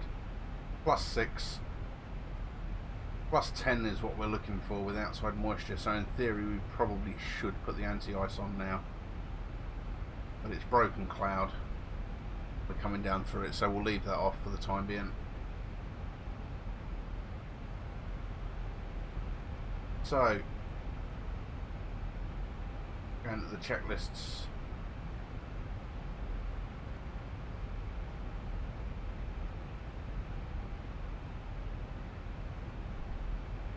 Approaching 10,000 feet now. There we are, 10,000 feet.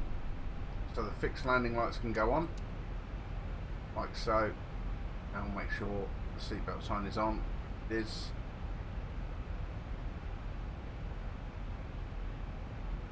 Another 5 minutes, and we'll give the cabin crew the 10 minutes to landing call.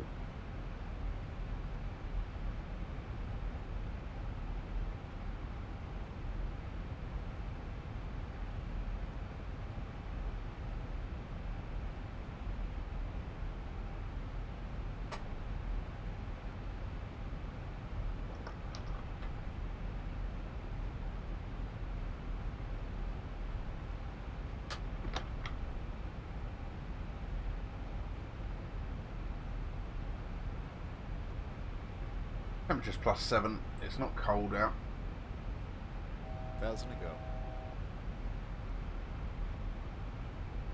Main thing that you've got to think about icing in this situation. Obviously, the aircraft's been up high, so the aircraft's going to be cold, and obviously descending through cloud, the last thing you want to do is have that then mean that it forms ice. But you know what, we will put that on for a little bit. Put the wing and the engine anti-ice on.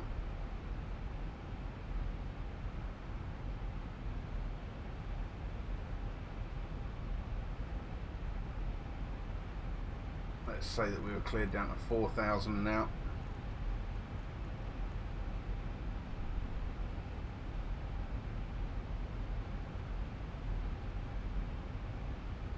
FMC, LNAV, VNAV out.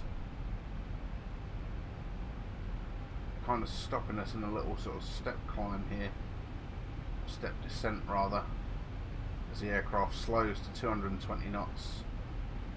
We'll then carry on our descent. We're at the point now where we're starting our turn back in towards Bergen. So let's put the terrain radar on, just to be on the safe side at this point. We're out over the sea, so there shouldn't be much terrain to affect us, but we've got it on all the same.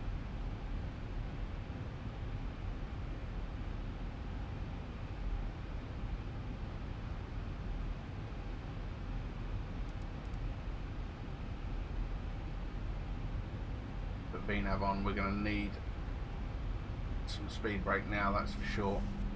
We've got high on the profile.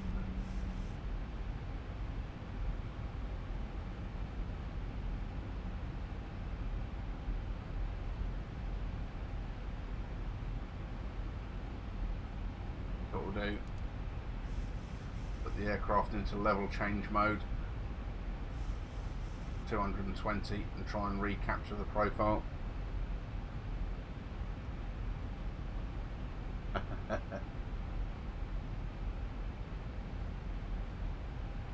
Hello, hello, how are you, sir? I hope you're well.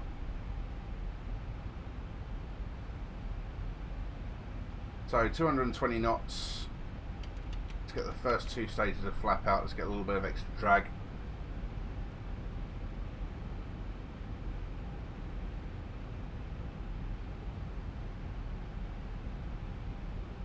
We're still pretty much on profile, which is good. There we go. The extra drag, we're descending that a little bit quicker. Where's the goddamn purple hat? The purple hat will be making a return, don't you worry. The only reason I've not been wearing it is because of how hot it's been. Temperature's +5, so there must have been a temperature inversion a little bit further up. It was actually warmer higher up. We got up to +7. The temperature's dropped down to +5 and coming back up to +6. Down below the transition altitude now, so we go to the regional pressure.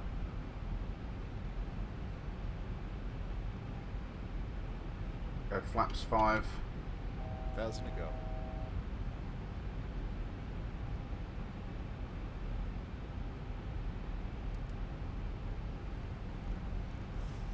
Set the vertical speed to 1,000 feet per minute. We don't want to go smashing through that. Have to get a purple summer hat then. Yeah, I'm going to have to get a purple cap or something, I think. So we're approaching 4,000 feet. We're going to be at 4,000 feet well before Napam, which we're coming round for now. There's the water. And you can see some of the higher ground.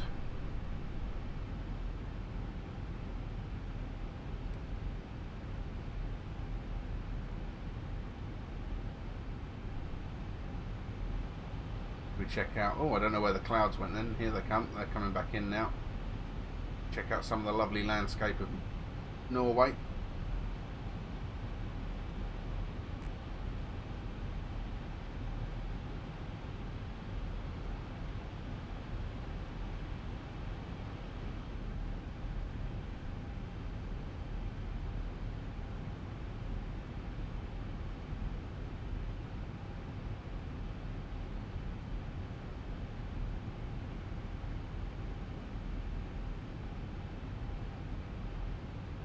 Can't see much in the moment.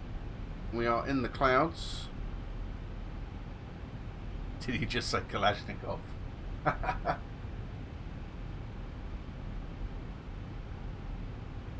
No, what he actually said was 1,000 to go.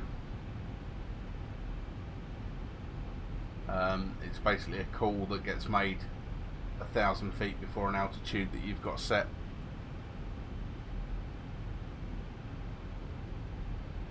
When, or is it when? I don't know. When did you get into like playing games on PC? Oh, on PC I've played for years now. Years I've played games on PC.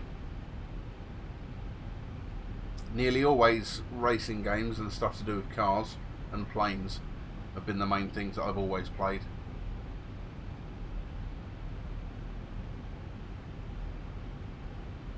I remember Grand Prix 2 being one of the first games that I ever had, and Flight Simulator. Oh, I couldn't even tell you what version.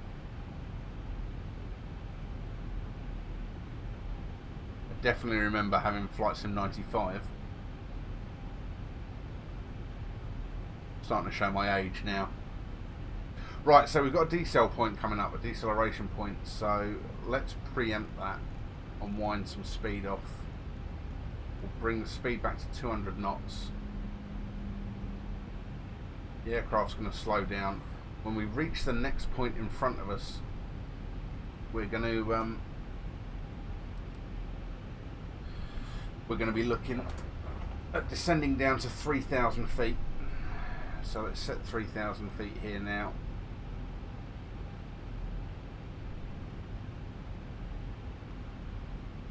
SimCity 3000, yeah.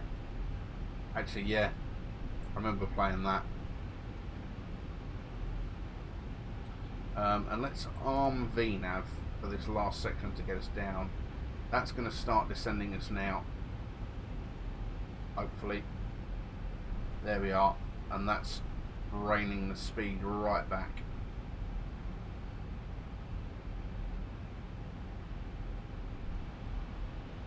Just about make out some of Norway and that here as we skirt on along underneath the clouds.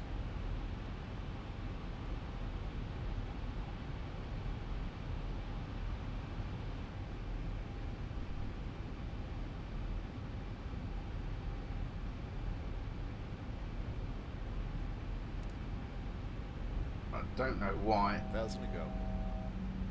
the aircraft wasn't descending more. We need to descend more, down to 3,000 feet, and then down to 2,500 feet before we then pick up the ILS. Yeah, as I said, yeah, I remember. In fact, I think it might have been 2,000. I remember playing.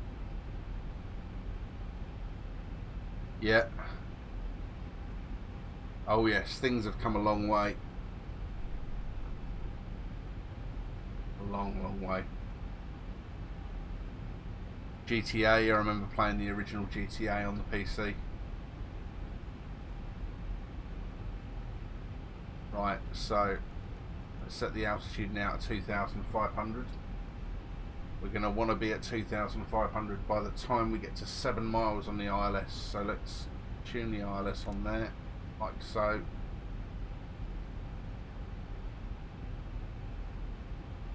We're looking for a DME, so we're 10 miles out from the runway. Let's go flaps 10.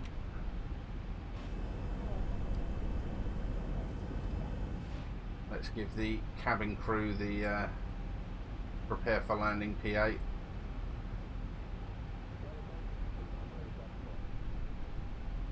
Just about make out the airfield there, look.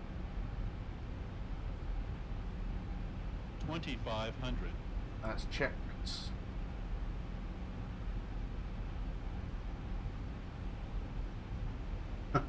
Text-based games, yeah, exactly.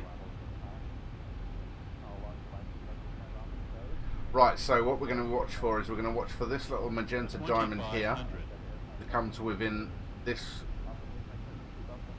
one dot here. When we do that, we're going to go to flaps 15, which is the next stage. Oregon Trail. Oh man, I remember that.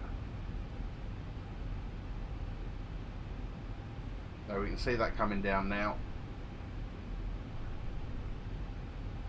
That'll do that point there. We'll go flaps 15, speed checks, gear down.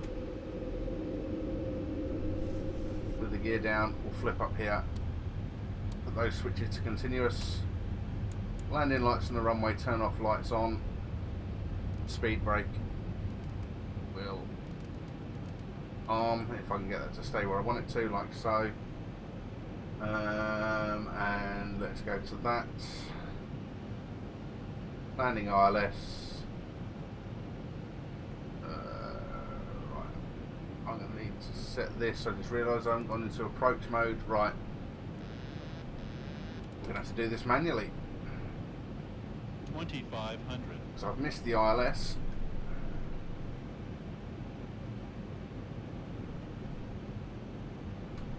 Being too interested in trying to bring up checklists.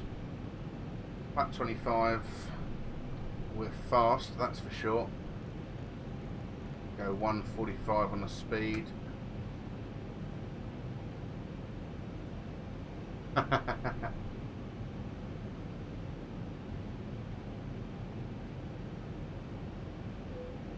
man, we're definitely fast. Fast and high. It's not a bad idea, a good idea to do this. Let's extend some speed brake. Not the right thing to do in this situation. Disengage the auto throttle and I'll take control of that manually as well. Get the speed down. Visual of the runway, it's right ahead of us there, look. A little bit of a crosswind. Nothing to write home about. 1,000. 1,000 feet, stabilized, Mr. Bridge, altitude set.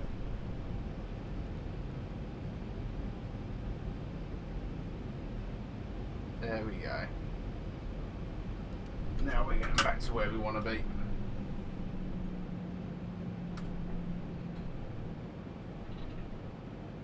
Approaching 17.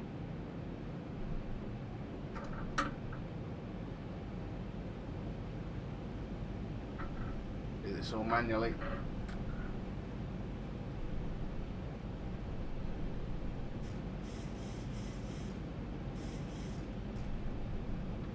Plane flies so nice. 500. You fly it by hand. 400. Approaching minimums. 300. 200. Minimums. Landing.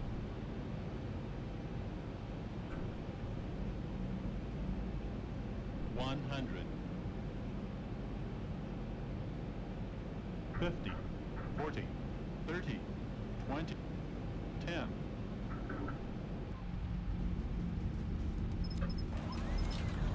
Idle reverse.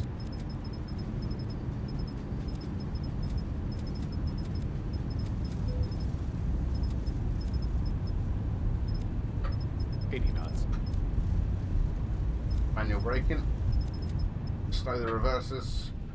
We slow down through 60 knots. And there we go.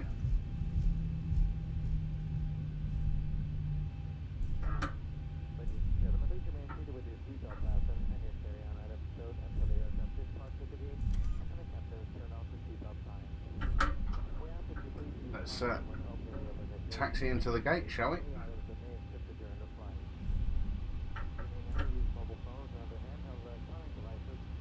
Welcome to Bergen, ladies and gentlemen.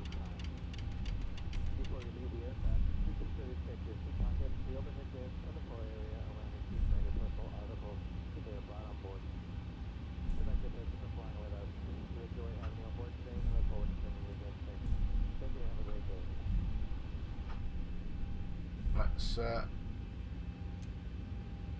get the APU started. Landing lights can come off. One-way turn-offs can stay on. The taxi light can go on. Strobes can come off. Speed rate retracted flaps are up. Or are selected up at least. We'll just take one of these close gates so that we can get in and we can shut down. And we can watch the replay.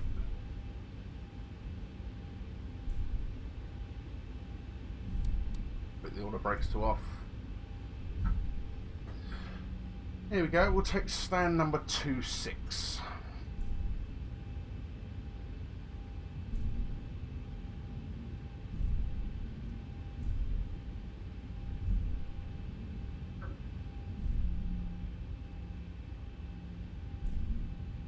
That should do for tonight. Oh no, oh I misjudged that turn horribly. Oh, Christ alive. Right, so we're coming in the stand. Let's turn the taxi light off and the runway turn-offs can go off so we don't blind anyone that is on the ground. Oh, nice. We've even got guidance from AutoGate by the looks of things. Follow that. It's correctly recognised this as a 737-800. There we go. Follow that, slow down a little bit till we get to the T. There we go, we're on centre line apparently.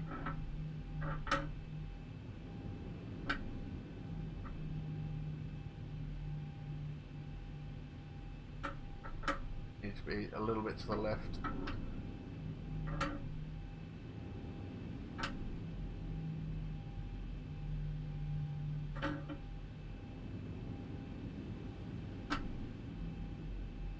Stopped. Come out. We'll put on parking brakes. Look up here and check that the APU is ready. Put the APU on the bus, the electrical power, and shut down the engines. Like so. Oh, the anti-ice was still on and everything. There's all sorts of bits and pieces I missed because that got all a bit rushed and horrible at the end. Let's turn the probe heat off up there. Weather terrain radar's still on. But more importantly, what everyone wants to see, let's have a look at how smooth the landing actually looked, shall we? So, go flight, toggle replay mode. Go back to, yeah, that's a little bit far. Yeah, about there should do. Here we go. This should be a nice spot. 2,500. 1,000. 1,000. And have a look and see what it looked like. Are we in VR? No, we're not in VR, mate. We're on screens, unfortunately. I wish I was in VR. There we go, this is what it looked like for the passengers.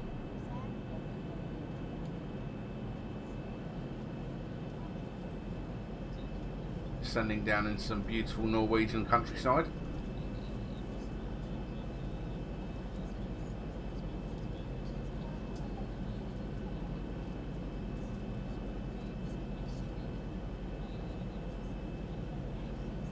Soon to be in VR, yeah. For some of us, maybe. Oh, bit of a stutter there.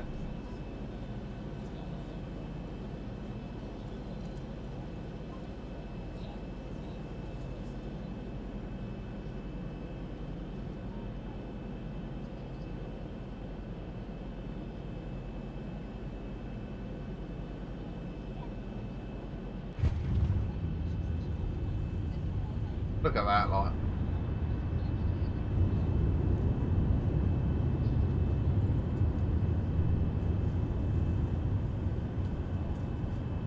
I could almost be a professional.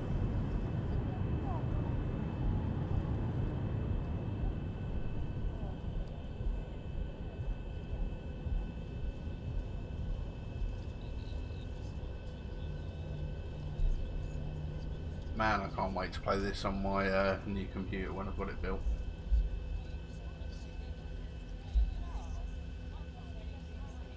Get rid of all of these little stutters and everything. It'll be nice. So here we are in Bergen.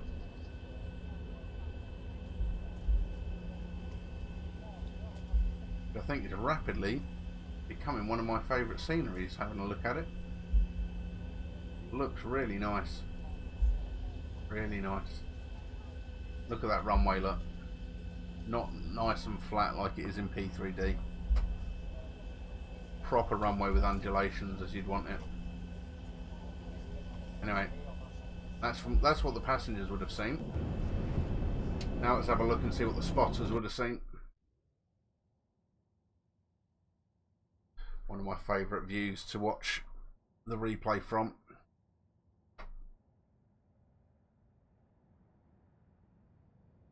A friendly Norwegian airplane spotter stood at the end of the runway with his camera.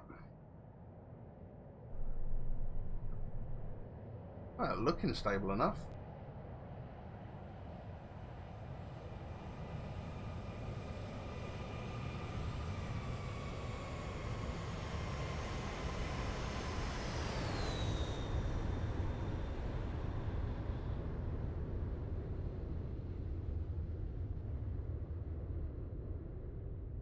I'll take that. There was very little bounce there.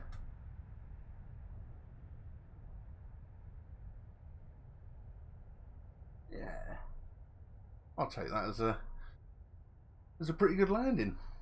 Wobbled a little bit off the centre line as we get a little bit further down there, but I think that's as I'm preparing to then come back to the left to exit the runway. Soon see, because the spoilers will soon pop down as I start adding a bit more power.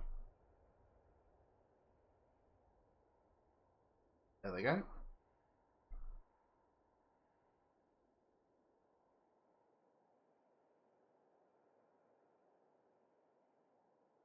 All in all, I'll say that was a pretty successful landing. We didn't bounce all the way down the runway.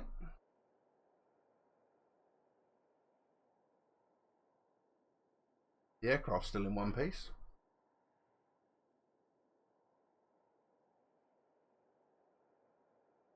Just love, look at the undulations in that runway.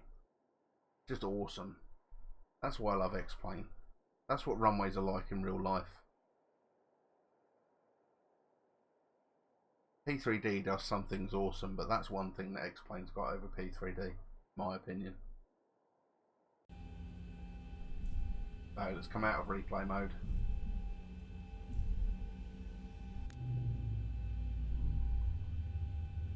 So here we go, the engines are shut down. You want to wait, let's flick that on. You want to wait until the N2 is down below 20%, I believe. And then you can flick off the anti-collision light. We'll head over to the EFB on the side. Ground services, get them to set the chocks. We can take the parking brake off, and we'll get them to connect the GPU. We'll have a look up here. Connect the GPU for ground power, and there is the GPU. Look, in the latest version of the Zibo mod, we've included that, so the GPU is there, connected into the side of the aircraft, and there she is. There is our 737-800 with winglets on the ground. I didn't break her. All in all, pretty nice flight. So there's a few issues with scenery, but beyond that, we got to see some nice photo scenery coming out of the UK. We got to see the Donington racetrack as we came off from East Midlands Airport. So we saw that. Climbed up, as I said, we had a bit of a scenery glitch for some reason in the middle of the North Sea, and then the scenery around here with Aerosofts Bergen, absolutely top draw. As I said, when I've got my new computer built, so that I'll actually be able to run this in slightly higher settings, this will be an absolutely fantastic bit of scenery. I mean, it's looking good in the settings that I'm running it in at the moment. There's just stutters and bits and pieces all over the place, which hopefully we'll be getting rid of. Beautiful. So there we go. Welcome to Bergen, everyone. I hope you enjoyed the flight. That's going to be me for tonight. Been at work, so time to go and hit the hay. So to everyone that's watched the stream, thank you very much. Chope, I think you're still there. If you are, enjoy the remaining 6 hours of your shift, and I'll catch up with you soon. But everyone else, thank you very much for swinging by the stream. Thank you very much for watching in. As always, you're awesome. Until next time, I will see you all very soon.